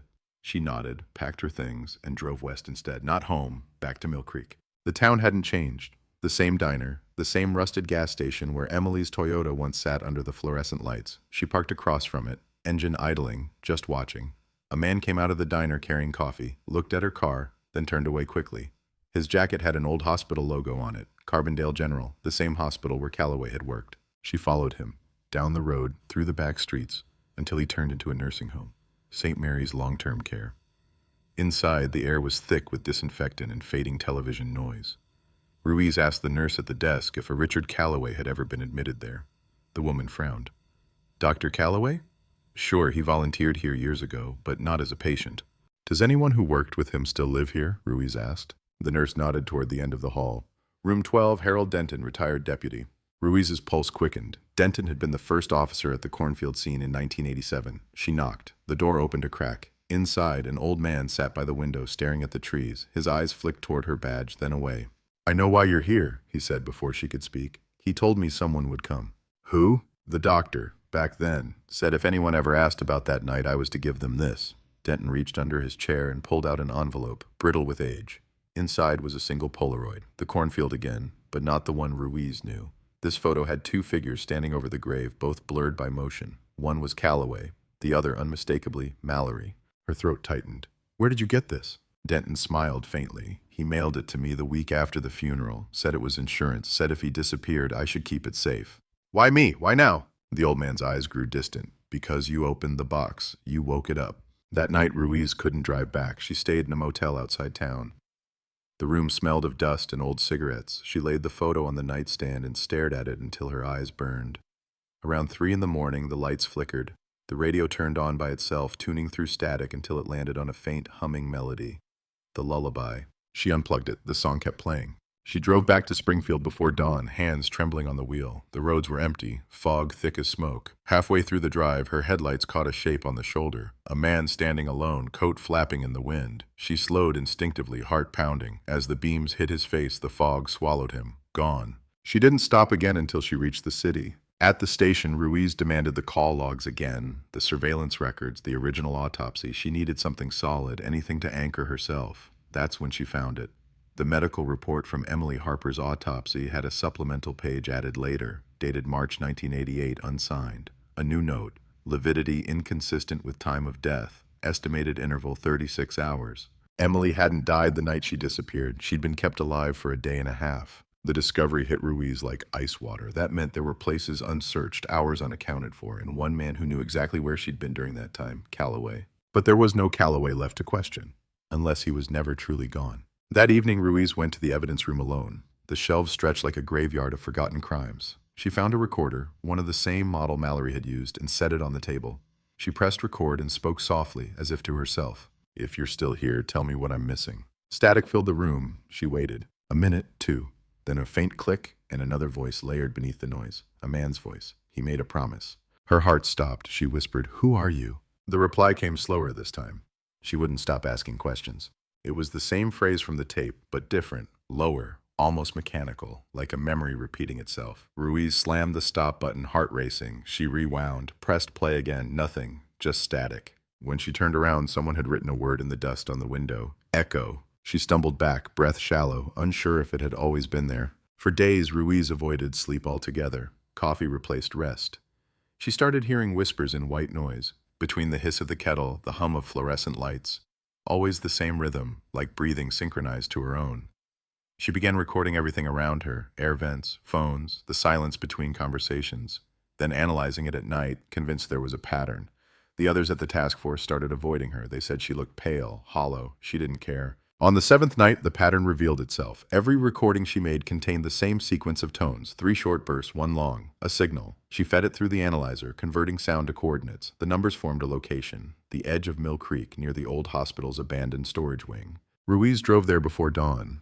The building stood like a tomb, windows boarded, halls echoing with dripping pipes. In the basement, she found a door sealed with rusted chains. She broke them. Inside, dust hung in the air like ash, shelves of old patient files. At the back, a metal gurney covered with a tarp. She pulled it back. Beneath it, an audio recorder. The tape inside was labeled E. Her hands shook as she pressed play. The reel turned slowly, crackling, then a voice. Not Calloway's this time, not Mallory's, a woman's. "Is anyone listening?" The sound was faint, breathless, but clear. Ruiz's throat closed. It was Emily Harper. "I tried to tell them," the voice continued. "He said he would fix everything. He said I'd understand." Then silence, a sound of footsteps, a door creaking open, a man's voice, Mallory's. "Turn it off." The tape ended with a sharp click. Ruiz sat in the dark, shaking, unable to breathe. If that recording was real, it meant Emily had been alive long enough to speak, long enough for Mallory to find her. She rewound the tape again, listening until dawn. Every time she swore she could hear something new, a sigh, a heartbeat, the faint hum of that lullaby weaving through the silence. When she finally stepped outside, the morning sun cut through the fog. For the first time, she realized she couldn't tell whether she'd solved the case or become part of it, because sometimes truth doesn't reveal itself, it absorbs you. And somewhere behind her, in the wind curling through the old hospital corridors, the faint sound of the recorder clicked on again. By dawn, Ruiz was running on adrenaline and nothing else. Her eyes burned from staring too long at the waveform analysis of the E-tape. The voice was clear, Emily Harper, alive, speaking from somewhere underground, the air tight and heavy around her words. The timestamp on the tape sleeve read October 12, 1987, 03:24 a.m., less than 30 hours after Emily vanished. That meant someone had recorded her in captivity. Someone had kept her alive. Ruiz replayed the moment Mallory's voice entered the recording. 3 words that shouldn't have existed. "Turn it off." Her pulse jumped every time she heard them. It wasn't anger in his tone. It was fear. The kind of fear that comes when someone realizes the truth is being captured forever. She logged the discovery officially. This time she wanted it on record, but she knew how the department worked. New lead on a closed case meant political trouble. By noon, she was called into Captain Whitaker's office. The man's eyes were weary. "Angela, I've been where you are," he said. "You chase one ghost, it brings another. Let it rest." But she couldn't, not after hearing Emily's voice. Ruiz drove straight to the hospital that afternoon. The Carbondale facility had been renovated since the 80s, its walls scrubbed clean of history. But in the sub-basement, past the utility tunnels and forgotten storage rooms, the air still smelled of mildew and chemicals, unchanged since the era of analog recorders and hidden experiments. She had the maintenance map from the city archives. One room, sealed off after a small fire in 1989, matched the acoustic signature on the E-tape. Low ceilings, concrete walls, narrow reverb. Room B12. The door was rusted shut. She forced it open. Inside, dust and silence. Old gurneys. A broken oxygen tank. The floor stained where something once leaked. In the corner, a heavy wooden chair bolted to the floor. Next to it, a wall outlet rewired with 2 dangling cords, exactly the kind of setup you'd use to power a recorder. Her light caught something glinting under a pile of debris. A metal tag. She brushed the dust away. It read, "Property of Dr. R. Calloway." Her breath caught. The scene fit perfectly. The timeline, the layout, the evidence. Emily had been kept here, alive, questioned, recorded. Ruiz photographed everything, sealed samples, called the forensics team. She thought this was it, the turning point, the hard proof that would finally expose the truth. But that night when she filed her report, the evidence vanished. Every photo, every scan, erased from the server. When she tried to reopen the file, an error flashed. Access denied. Case locked. Someone inside the system had shut it down. She stormed into Whitaker's office the next morning. "Who's tampering with my reports?" she demanded. The captain didn't answer right away. Instead, he handed her a printed memo. Official notice that the Harper investigation was now under federal review. "They're calling it classified," he said quietly. "It's out of our hands." Ruiz stared at him. "You knew." He looked away. "Mallory was my friend. There are things better left buried, Angela, for everyone's sake." She left before she could say something that would get her fired. Out in the parking lot, her phone buzzed, a message from an unknown number. You're not the first to hear her. Attached was a photo, a close-up of a cassette tape, the same model. The label read K 1986. Ruiz's fingers went cold. She texted back instantly, "Who is this?" No reply. 2 hours later, she was at the address listed in the metadata of the image, a rundown house on the outskirts of Benton, Illinois. The mailbox was rusted, the number faded. She knocked. No answer. The door creaked open on its own. Inside, dust motes floated in streaks of weak sunlight. The air smelled faintly of bleach and rot. On the kitchen table, a tape recorder sat waiting, already playing. A woman's voice filled the room. "My name is Karen Miller. I worked for Dr. Calloway from 1985 to 1987. If anyone hears this, I didn't run away." Ruiz froze. The tape continued. "He said he needed volunteers for trials. He said it was about pain management. We believed him. Then the patient started disappearing. I told Emily. I told her to stop digging." A pause. The sound of movement. A man's voice, calm and cold. "You shouldn't have said that." The tape cut off with a click. Ruiz rewound, played it again. This time she caught a faint echo after the last word. 2 knocks, a door closing, then silence. The kitchen around her looked untouched, yet something in the air felt heavy, as if time had thickened. On the counter, an envelope. Inside, a note written in tight handwriting. "He's still here. No signature." Ruiz called it in. The Benton police arrived an hour later. The house was declared abandoned. They found traces of blood on the floor near the back door, old, degraded, but human. DNA results came back 2 days later. The sample matched Karen Miller, missing since December 1986. It was confirmation and curse at once. Every lead she touched turned into a grave. The FBI agent assigned to the review called her the next morning. He asked polite questions, too polite. "Detective Ruiz, have you shared the contents of these tapes with anyone outside the department?" "No."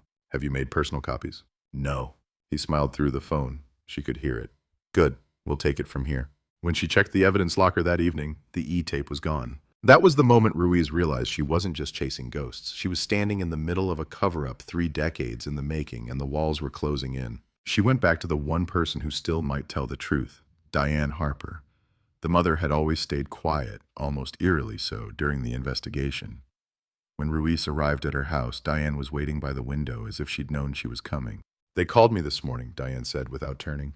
"Said they were reopening the case, said they'd finally found peace."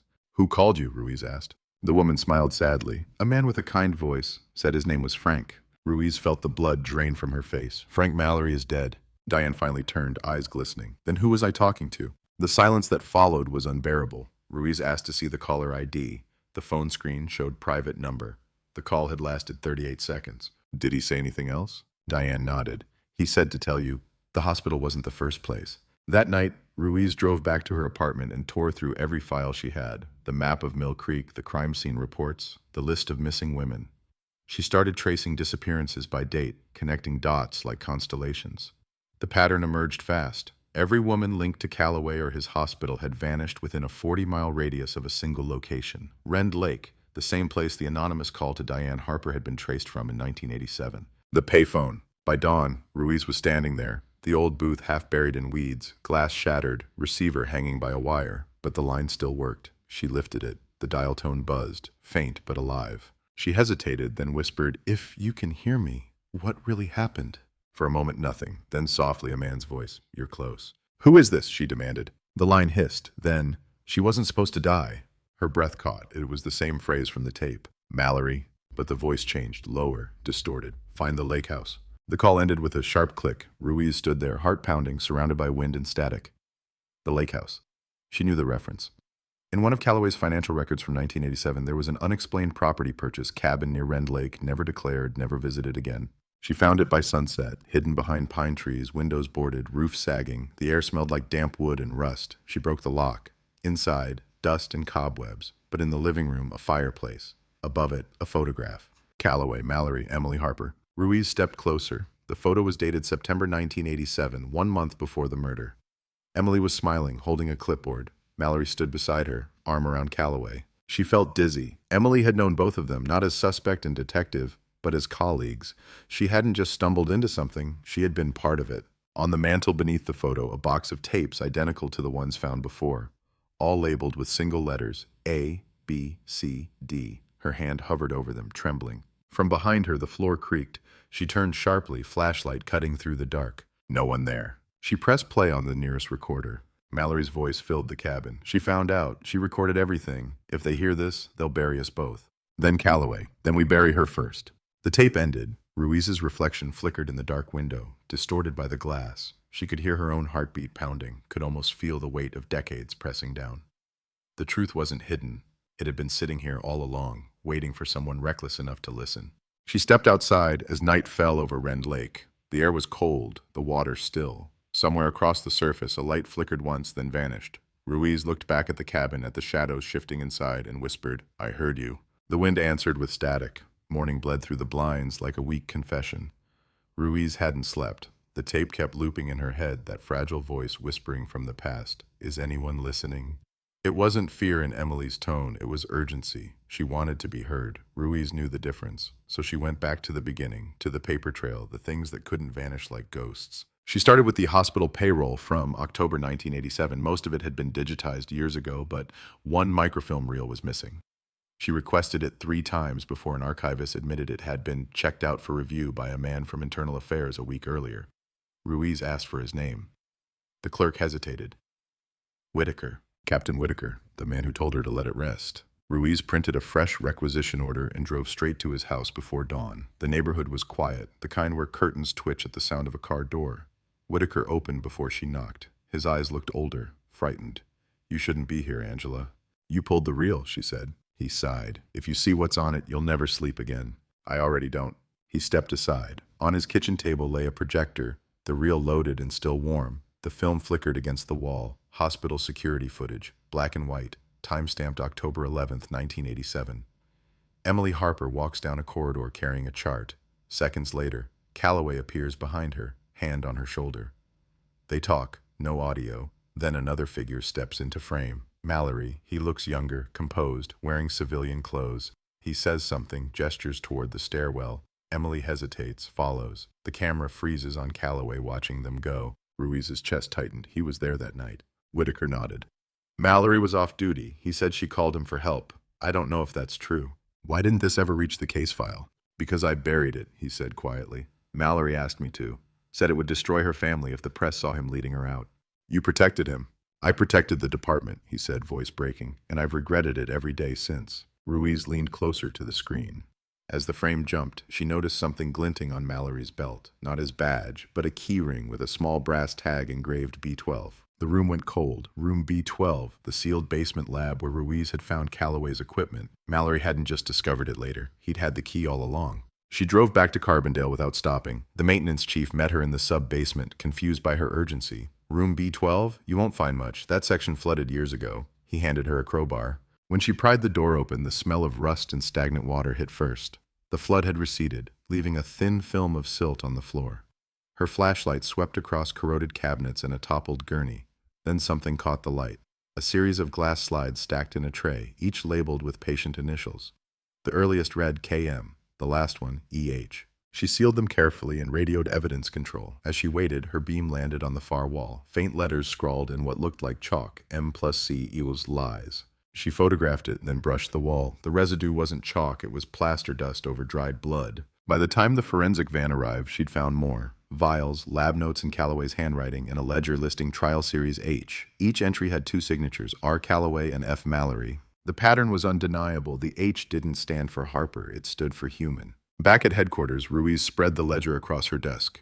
The experiments weren't medical trials, they were interviews, psychological conditioning sessions. Each subject was a woman between 20 and 30 listed as voluntary test participant. The last session logged October 12th, the day Emily's voice was recorded. Next to her name, a single word under outcome, compromised. Ruiz's hands shook. She took photos of every page, backed them up twice, and locked one copy in her car. She didn't trust anyone inside the building anymore. That evening, a call came through her private line. A woman's voice, hoarse but alive. Detective Ruiz? Yes. You don't know me. My name's Teresa Lane. I was one of Calloway's patients. Ruiz froze. Where are you? El Dorado, edge of the county. He kept records on us. I still have mine. Within an hour, Ruiz was on the road, headlights slicing through the dark plains. The house was small, isolated, its porch light flickering. Teresa was in her 50s now, eyes hollow but steady. She handed Ruiz a folder wrapped in a towel. Inside, photos of a younger Teresa hooked to medical monitors, dated 1986. He said it was for anxiety research, she whispered. But he made us talk for hours, about guilt, about memory. He said we could be rewritten. Did you ever meet Emily Harper? Teresa nodded slowly. She came to see me 2 days before she disappeared. She said she'd found a tape. She said if anything happened, Mallory would know where to look. Ruiz's mind raced. What tape? She called it The Origin. Said it was the first time Calloway lost control. Do you know where she hid it? Teresa pointed toward a faded map on her wall, her finger trembling. She said everything started near Rend Lake, the cabin, the one they used before the hospital. It was confirmation from a living witness, not rumor, not static. Ruiz thanked her and left the house with the folder clutched tight. When she reached her car, her phone buzzed. A text from an unknown number again. Leave it. You can't save them. She ignored it. The drive to Rend Lake took 3 hours. She arrived near midnight, the water black and silent. Through the trees, a faint light glowed. The cabin Teresa had described. Ruiz killed her engine and approached on foot, recorder in hand. The door was unlocked. Inside, the air felt preserved, stale with old smoke. On the mantel, a framed photograph of Calloway and Mallory shaking hands. Beneath it, a metal tin labeled Origin. She lifted the lid. Inside, a cassette wrapped in tissue, marked simply A1. Ruiz slid it into her recorder. Static, then voices. Mallory, this isn't medicine, Richard. Calloway, but it's understanding. Mallory, she's terrified. Calloway, fear reveals truth. A woman's scream cut through the tape, short, stifled, then Mallory again, quieter. Turn it off. Ruiz stopped the playback, heart hammering. She'd just heard the prototype of everything that followed, the beginning of the Echo Project. She packed the tape, the ledger copies, the photos, and drove back toward Springfield before dawn. Her rearview mirror caught headlights behind her. Distant, constant. She changed lanes. They followed. After 20 miles, they vanished, then reappeared closer. She pulled into a gas station and waited. No car passed. By sunrise, she reached her apartment. She set the recorder on the table, pressed record, and spoke softly, almost to herself. If this is found, the Harper case isn't solved. It was rewritten. 2 men built a study around fear and called it science. One killed to erase it. The other lived to pretend he didn't. She stopped the recording and locked the tape in her desk. She didn't realize until later that the red light never turned off. The recorder was still running, catching the quiet rhythm of her breathing. At noon, she received a sealed envelope delivered by courier. No return address. Inside, an old photograph of the cornfield crime scene. But this one was different. The body was gone. In its place, a tape recorder half buried in the soil, its reels turning slowly, endlessly. On the back of the photo, 3 words written in faded ink. You heard her. Ruiz stared at it for a long time. The truth was no longer a puzzle. It was a contagion, passed from one investigator to the next, binding them in the same unending playback. And somewhere, deep in the archives where all the evidence boxes slept, a single reel began to spin on its own. The morning after the photograph arrived, Ruiz drove to headquarters before anyone else. The halls smelled of burnt coffee and disinfectant. The building felt hostile now, like it knew what she carried in her bag. The origin tape, the ledger, the proof that the Illinois 1987 case wasn't a mystery at all, but a secret. She'd slept less than 2 hours, her dreams haunted by the image of that recorder spinning in the dirt. She couldn't shake the feeling that someone had sent it not as a warning, but as a test. In the evidence room, she logged the tape under a false label, Traffic Audio 1987A, and stored the copies of her files in 3 separate places. One in the official vault, one under her desk, one mailed to herself at her home address. She'd learned long ago that truth had a habit of disappearing when left alone. By 8, the building was alive, phones ringing, radios hissing. When she entered the briefing room, conversation stopped mid-sentence. Everyone knew someone had talked. Captain Whitaker stood at the front, a file in his hand. His face was pale, drawn. "Detective Ruiz," he said flatly. "Step inside." She followed him into his office. The blinds were shut, the light harsh. 2 men in dark suits were waiting by the window. Federal, you could tell by the shoes. One of them spoke first. "Special Agent Rourke, this is my partner Keller. We're here to assume jurisdiction over the Harper case and related investigations." Ruiz didn't move. "On whose authority?" "Federal Bureau of Investigation," Rourke said, almost bored. "We're taking over all materials related to the Echo tapes, the Calloway experiments, and any findings made by Detective Ruiz." Her heart tightened. "You can't—" "We can," Keller interrupted. "Effective immediately, you're relieved of investigative duties pending review." Whitaker looked down, not meeting her eyes. "Angela, hand them your badge." She stared at him. "You told me to find the truth." He shook his head slowly. "I told you to be careful where you looked." The badge felt heavy in her hand. When she dropped it on the desk, the sound was final, like a door locking. The agents collected her files, her recorder, even the envelope with the photo. She watched them walk out, 2 bureaucrats carrying 35 years of silence like it was office paperwork. When the door closed, she turned to Whitaker. "How long have you known?" His jaw trembled. Mallory wasn't just investigating Calloway. They were partners in something bigger. The department got grants back then for behavioral studies, trauma response, interrogation enhancement. They called it Project Echo. The trials weren't illegal, not on paper. But when the victim started dying, Calloway panicked. Mallory tried to cover it as an accident. By the time the state realized, too many people were involved. So they buried it, she said. He nodded, in every sense. Ruiz leaned closer. And you're still protecting them? Whitaker's voice broke. No, I'm protecting what's left of me. She left before he could say more. Her hands were shaking. Outside, the air was sharp with rain, the kind that makes the city smell like metal. She sat in her car for nearly 10 minutes before noticing the small envelope wedged under her windshield wiper. Inside, a single flash drive, a note attached. If you want to finish what he started, press play. She plugged it into her laptop. A video file opened. Grainy, time-stamped October 15th, 1987. Mallory's office. He sits at his desk, head in his hands. The recorder is running. This isn't justice, he mutters. It's replication. He wants to see how far fear goes. Then a knock at the door. Calloway enters, calm as ever.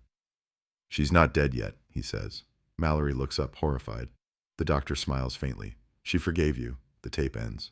Ruiz sat frozen. It wasn't just a crime. It was an experiment in guilt, a test of conscience that had consumed both men. Within hours, the building's internal network crashed. When she returned to headquarters, her access badge no longer worked. A security guard told her the system was under audit. She tried to call Whitaker. No answer. She tried his home. Disconnected. By evening, his name was gone from the personnel list. She drove to his house. The street was lined with unmarked sedans, yellow tape across the porch. A neighbor whispered from behind a curtain, "They said he shot himself this morning." Ruiz stood in the rain, staring at the dark windows. It wasn't suicide. It was cleanup. She went back to her apartment, locked the door, checked the mailbox. The package she'd mailed to herself was gone. Postmark voided. No trace. Someone was scrubbing her from the system one piece at a time. She needed a way to make the truth impossible to erase. That night, she called a journalist, James Corcoran, investigative reporter for the Chicago Tribune. He'd covered corruption before, a name that couldn't easily vanish. She told him she had evidence linking a state-funded experiment to a 35-year-old murder. He laughed at first. Then she played him 10 seconds of the origin tape, silence on the other end. "Where did you get this?" "I can't tell you yet." "Then meet me," he said. "Tomorrow, 6 p.m. Union Station. Bring proof." The next day, Ruiz parked 3 blocks from the station. Crowd thick with commuters, rain streaking the glass ceiling. Corcoran sat on a bench near the fountain, notebook open. She handed him a USB drive. "Everything's on there, audio, photos, ledger scans. If I disappear, you release it." He nodded, eyes darting. "You think they'd actually—" "They already have," she said. Before she could finish, a man brushed past them, dropping an envelope onto the floor. Corcoran bent to pick it up. Inside, a single Polaroid. Her car, parked outside her apartment, taken that morning. Ruiz looked up, scanning the crowd. No one familiar. The man was gone. She turned back. Corcoran was pale. "Angela, you need to go." But she didn't. She followed him out of the station, into the rain, both of them moving fast through the crowd. A black SUV idled by the curb. Corcoran froze. "Is that—" The door opened. 2 men stepped out, faces unreadable. Rourke and Keller. "Detective Ruiz," Rourke said evenly. "You've been busy." She glared. "You killed Whitaker." "Heart attack," he said with a small smile. "Stress is dangerous at his age." Corcoran pulled out his phone, recording. "You can't stop this story." Keller's voice was calm. "Stories are easy to stop. People are easier." Ruiz grabbed Corcoran's arm. "Run." They darted into traffic, horns blaring, rain blinding. Behind them, tires screeched. They ducked into a parking structure, footsteps echoing. When they reached the second level, Corcoran stopped, panting. "They'll find us." "Upload it," she said. "Now." He plugged the drive into his phone, started the transfer. Progress bar crawling, 70%, 90. The sound of shoes on concrete grew louder. "Done," he whispered. "It's online." The moment he said it, a gunshot split the air. Corcoran dropped, his phone skidding across the floor. Ruiz dove behind a pillar, heart hammering, the world narrowing to sound. Footsteps, rain, the hum of fluorescent lights. Another shot cracked the silence. A bullet sparked off the wall near her head. She grabbed the phone, sprinted down the ramp, out into the street. By the time she reached her car, sirens were already wailing. That night, every major news outlet in Chicago ran the same headline: "Whistleblower audio links police and surgeon to 1987 murder cover-up."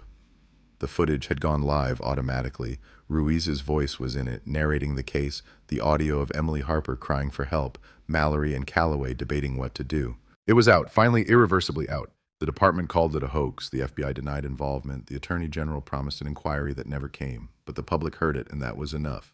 3 days later, Ruiz resigned. Her statement was short. Truth isn't justice, it's exposure. She left the city before dawn, heading south. No forwarding address, no goodbye. Months passed. The scandal faded. Another story took its place, but in a quiet corner of the state archives, the Harper file stayed sealed. Inside it, a photo from an unknown source. Ruiz, standing by Rend Lake, wind whipping her hair, a recorder in her hand. On the back, written in faint pencil, she finished what I couldn't. Signed, FM. She didn't mean to disappear. It just happened slowly, the way ink fades from an old file. 1 week she was Detective Ruiz, headline whistleblower, reluctant hero. The next, she was no one. An unregistered tenant in a motel off Interstate 57, paying in cash, keeping the curtains drawn. The TV in the lobby played news she couldn't bear to hear. Every channel used her story, but none of them told it right. The first headline had been hers, Whistleblower Exposes Police Cover-Up. 2 days later, it became Fraudulent Audio Sparks Investigation Hoax. By the end of the week, it was false tape blamed on disgruntled detective. Same footage, same voice, but the meaning twisted. The video she'd risked everything to release had been edited, the key minute erased. The part where Calloway said, "She's not dead yet." Now it ended earlier, framed to make her sound delusional. She called every contact she had. Corcoran's editor said the files they'd uploaded were corrupted within hours of going live. Metadata scrambled, he said. Someone mirrored the story and replaced the originals. We can't trace it. Someone had rewritten the truth again, this time in real time, as if the world itself were an evidence room being sanitized. Ruiz bought a burner laptop, set it on the motel desk, and began rebuilding from fragments, cached pages, downloaded comments, transcriptions from memory. She found hundreds of reposts, each slightly different. In one, Mallory's voice was pitched higher. In another, Emily's plea for help was replaced with static. Someone wasn't just deleting, they were remixing history. The night clerk slipped her a note with her receipt. 2 men asked for you. She moved rooms that night. By the 3rd week, she stopped using her real name. The world had turned her into an unreliable narrator of her own story. Online, conspiracy boards called her a fraud, a government agent, even a missing person who never existed. But one thread caught her attention. An anonymous user posting under the handle Echo Witness 87. The messages were precise, technical, and intimate, as if written by someone who had been inside the task force. They can't erase analog, one post read. Follow the originals. Ruiz responded cautiously, "Who are you?" A new message appeared seconds later. The archive under Rend Lake wasn't the only one. Her pulse quickened. She typed again, "Where?" State Records Facility, Building E, Springfield, basement level 3. Look for Box H Echo. The location was familiar. A government storage complex she'd visited years ago, endless concrete corridors filled with forgotten paperwork. She knew it would be watched, maybe trapped, but she had no choice. That night, she cut her hair, borrowed a uniform jacket from the motel's laundry bin, and drove north. The road was empty except for freight trucks and rain. She parked half a mile from the facility, entered through the rear service gate, and slipped past the cameras. The lower floors were freezing, the hum of old ventilation blending with the echo of her footsteps. Box H Echo sat on the 3rd row, untouched, its label handwritten in fading ink. She lifted the lid and froze. Inside were transcripts, not tapes, typed pages of interviews between Calloway and Mallory dated from 1985 to 1987. Each page bore a red government stamp, Project Echo, Psych Operations Division. This wasn't a hospital study, it was a law enforcement program. She scanned the first page. Calloway, fear is a language, Mallory. And the subject, Calloway, volunteers, low risk, no one will notice. Further down, the line that made her stomach turn, Mallory. If it works, we can apply it to interrogation. Civilian trials first. Ruiz flipped through the rest. Each subject was coded by initials, and at least 4 matched missing women later attributed to domestic cases. The experiments hadn't been about pain management, they were psychological conditioning, sound, isolation, deprivation. Emily Harper hadn't been a random victim, she'd been their control subject, the one who learned too much. She pulled out her phone, snapping photos until the memory filled. Then footsteps echoed in the corridor. She killed her light. The sound drew closer, steady, methodical. 2 shadows stretched under the door. A voice spoke quietly. "She's here." Ruiz slipped behind a filing cabinet. The door creaked open. A flashlight beam cut across the shelves. She held her breath. The voices were calm, almost rehearsed. Boxes, missing pages, gone. She took them. A pause. Orders? Contain. Contain, not arrest, not question. When the footsteps faded, she waited a full minute before moving. The box was lighter now, several files gone. She grabbed what remained and ran. Outside, the rain had stopped. The sky glowed dull orange from the city lights. She tossed the stolen documents into her trunk and drove until the radio static drowned out her thoughts. At a rest stop near Decatur, she stopped for gas and saw it. Every screen at the pumps played the same broadcast. The Attorney General announcing that the Harper hoax investigation had concluded. Independent experts confirmed the recordings released by former Detective Angela Ruiz were manipulated. No evidence supports her claims. Her photo flashed on screen, tagged fugitive, wanted for data theft. They had turned her into the criminal. She stared at her reflection in the screen. Hollow eyes, rain-streaked face, and almost laughed. Then a message blinked across the bottom of the feed, visible for just a second, like a glitch. Angela, they're using Echo Live. She froze. Echo Live. The term didn't appear anywhere in the files. She opened her laptop, searching through the transcripts she'd stolen. Near the end of one, a note in Mallory's handwriting. Next phase, real-time broadcast conditioning. Echo Live begins Nov 1987. Broadcast conditioning. The media rewrite. The doctored headlines. It wasn't metaphorical. It was operational. Project Echo hadn't died. It had evolved. Whoever inherited it was still running it, not through experiments in basements, but through information, rewriting memory at scale. She needed proof that the current system was still active. The files listed a single name under Modern Liaison, Dr. Gerald Keller. Her stomach turned. Keller, the same man who'd stood beside Agent Rourke when they stripped her badge. Everything connected. By dawn, she was parked outside a gated facility in Arlington Heights, a bland corporate building marked Sin Mind Consulting. The name meant nothing, but the security badge on the guard's chest carried the same insignia she'd seen in the Echo Live file, a spiral waveform inside a shield. She waited until shift change, slipped through the side gate, and entered through a loading dock. The air smelled of ozone and server heat. Rows of racks blinked in the dark, hundreds of them, humming softly. She followed the cables to a control room filled with monitors displaying live news feeds, social media dashboards, even open microphones from city offices. On one screen, her own story replayed, edited, spliced, captioned with fabricated statements. Keller stood at the console, older, composed. When he turned, his expression didn't change. I knew you'd come. Ruiz's hand tightened on her phone recording. You're running Echo. He smiled faintly. Not running, perfecting.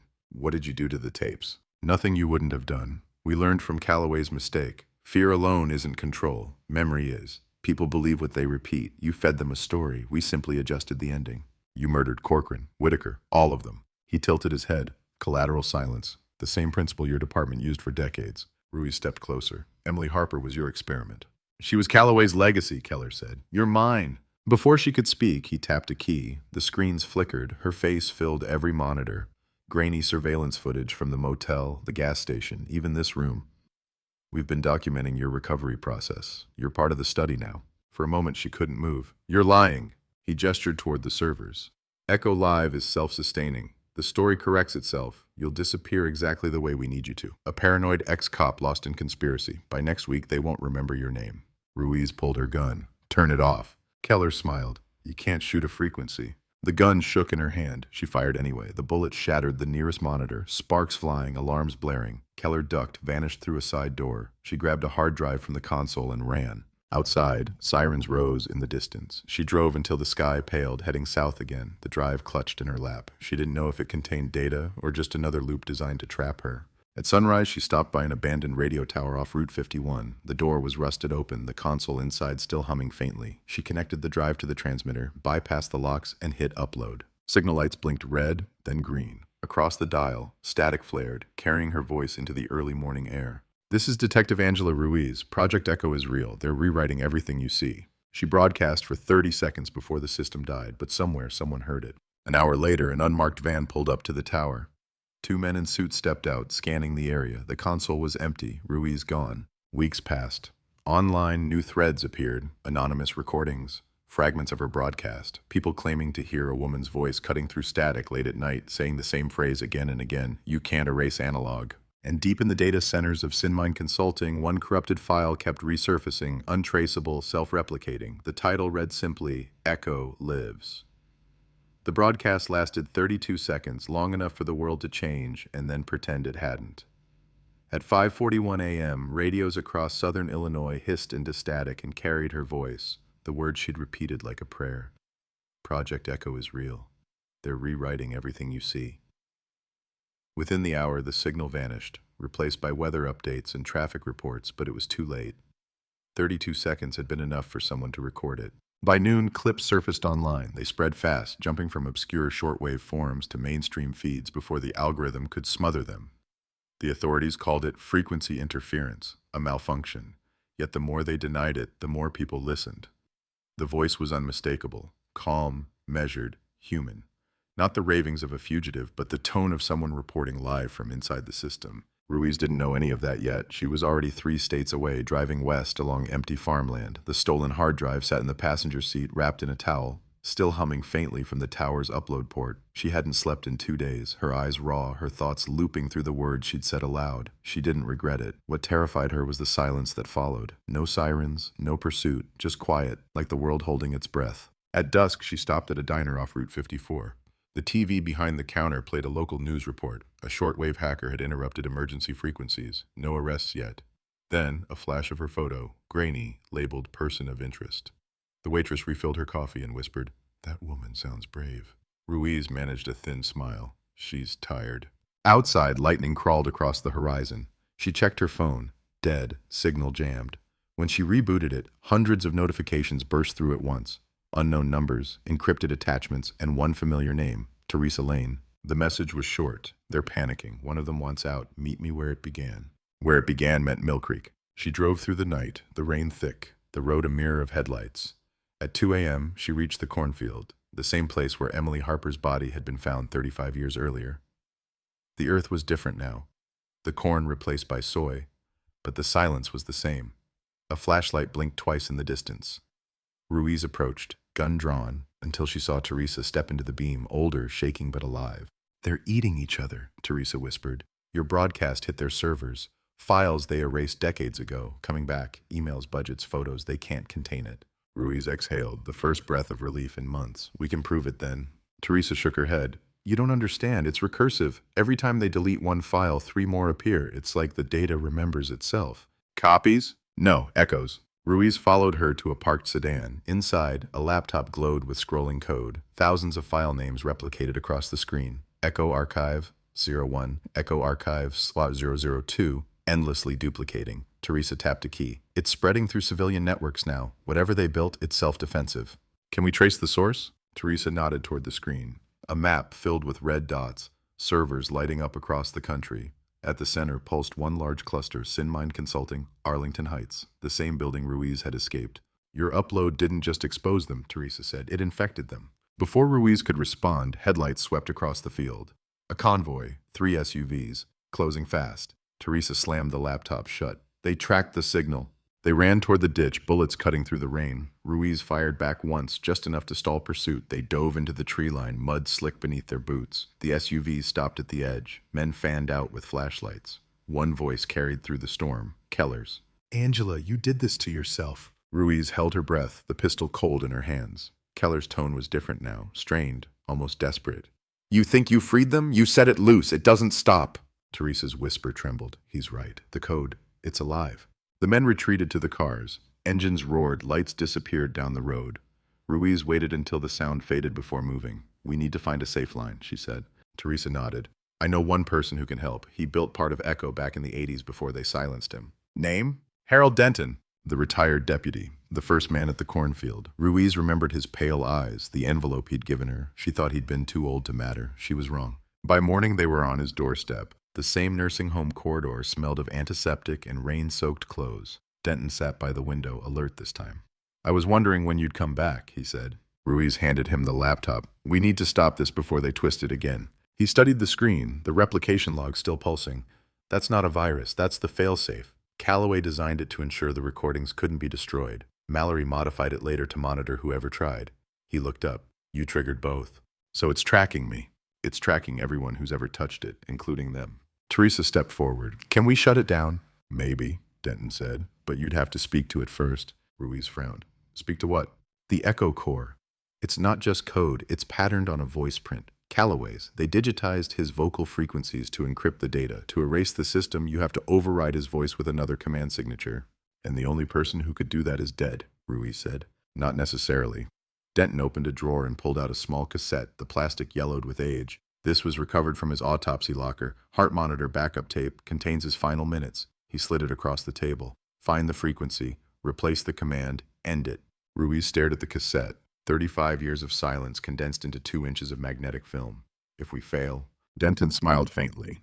Then history keeps rewriting itself until there's nothing left to remember. They converted the tape using Denton's old reel-to-digital deck. The waveform appeared on screen, uneven, erratic, pulsing like a heartbeat. At timestamp 0214, Calloway's voice emerged. Echo, complete, release, followed by a long, steady tone. Teresa adjusted the filters. Hidden under the tone, a second layer appeared, whispered syllables repeating backward. Ruiz reversed the track. The words formed a sentence. Whoever speaks after me controls the memory. Control the memory. Ruiz hesitated only a second. She pressed record and spoke clearly into the mic. Stop echo. Release truth.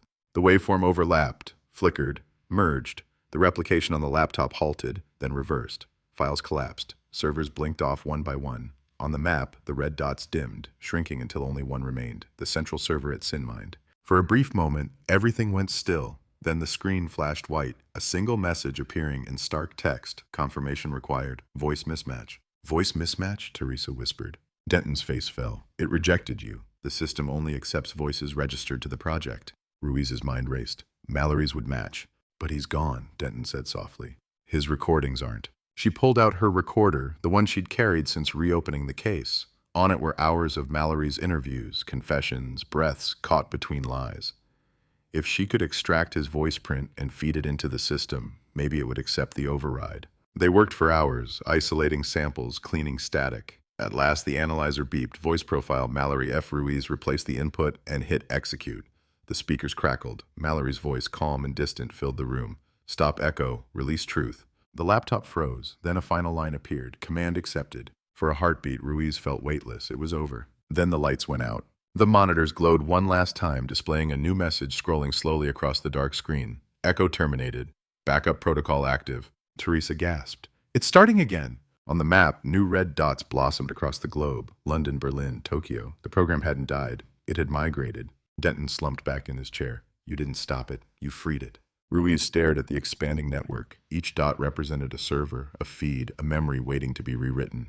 Then we expose it faster than it spreads. She uploaded the raw files to every open-source archive she could find, flooding the internet with evidence before the system could reabsorb it. Within hours, journalists, hackers, and universities mirrored the data. The truth multiplied faster than the lie. By nightfall, government statements flooded the airwaves. Some confirmed her findings, others called them deepfakes. The contradiction itself became proof. People stopped knowing what to believe and started questioning everything. In one newsroom, a producer replayed the original Harper audio live on air. Across millions of televisions, Emily's voice returned for the first time in decades. Is anyone listening? Everywhere, people paused. At that moment, Ruiz realized the ecosystem had achieved what she never could. It had made the world listen. She walked out into the rain, the horizon flashing with the glow of transmission towers overloading from data. The network was eating itself, truth and lies colliding until they were indistinguishable. But beneath the noise, she thought she heard a new signal forming. Her own voice, looping endlessly through static. You can't erase analog. For the first time, the phrase didn't sound like defiance. It sounded like survival. And somewhere, deep inside a fractured server farm north of Chicago, a lone file rebooted under a new name, Echo Freed. It began as a glitch, then it became the news. At 4:17 a.m. Central Time, major broadcast systems across North America experienced simultaneous interference. Screens flickered, channels froze, and a single phrase appeared in block text against static. Echo Freed. The message lasted 27 seconds before vanishing, but the damage was permanent. Servers crashed, archives rebooted, and the boundaries between classified and public dissolved like paper in water. By dawn, old case files, sealed reports, and buried footage resurfaced in the open. Every government, every agency found its ghosts laid bare. Memos from wars long forgotten, tapes from interrogations that never happened, budgets for programs that didn't exist. The truth poured out faster than anyone could contain it. At first, people thought it was a hack. Then the leaks multiplied. Europe, Asia, South America, everywhere connected to a network lit up in red. Within hours, the phrase Echo Freed appeared on traffic signs, banking apps, even digital billboards. Entire cities went dark trying to isolate the contagion. They couldn't. Ruiz watched it unfold from a motel outside Denver, a world collapsing through the static of a cheap television. Newscasters stuttered through emergency scripts. Massive data compromise, systems offline, global misinformation event. But none of them could explain the same phenomenon. Some people remembered things that others didn't. Entire populations began arguing not about opinions, but about reality itself. Echo wasn't just code anymore, it was rewriting perception. In Los Angeles, traffic lights blinked Morse code messages. In Berlin, radio stations played faint recordings of unknown voices. In Tokyo, live broadcasts distorted mid-sentence, replacing anchors' words with fragments from decades-old transmissions. The world became a feedback loop, a living echo chamber feeding on itself. And yet, amid the chaos, something else happened. People began finding each other, survivors of forgotten crimes, families of missing persons once dismissed as fabrications. Across forums and social media, names resurfaced, victims who had vanished from history. Emily Harper's file became one of the most downloaded documents on the planet. Her photo, black hair, hospital badge, warm smile spread like an emblem. They called her the first voice. Reporters traced the origins of the leak back to the Rend Lake broadcast tower. Some said it was divine intervention. Others, an AI uprising. The government denied everything. But one truth held. Angela Ruiz's message had ignited the largest uncontrolled disclosure in modern history. She hadn't meant for it to happen this way. She had wanted exposure, not erasure. Now there were no lines left to separate what was real from what was remembered. She spent her days driving west, chasing quiet, but even the desert hummed with interference. Every radio station she tuned into eventually found her voice, looping, distorted, repeating, "They're rewriting everything you see." She pulled over near an abandoned way station outside Flagstaff and smashed the car radio with her flashlight. It didn't matter. The hum stayed in the air, vibrating through power lines, whispering through telephone wires. Echo had escaped the servers. It lived in the infrastructure now. Back in Chicago, SynMind Consulting no longer existed. The building had burned within 24 hours of the leaks. Witnesses saw black smoke rising from the industrial park, heard explosions beneath the floors. No official casualties, but no survivors either. Investigators found only melted hard drives and a message spray-painted across the control room wall. "We are all data." For weeks, cities flickered between panic and awe. Some called it the end of privacy, others the beginning of truth. Governments fell. A senator in Washington admitted to falsifying defense trials from the 90s. A news anchor in London resigned live on air, confessing he'd been reading algorithmic scripts generated by Echo Live for years. The world Ruiz had exposed was unraveling faster than anyone could rebuild it.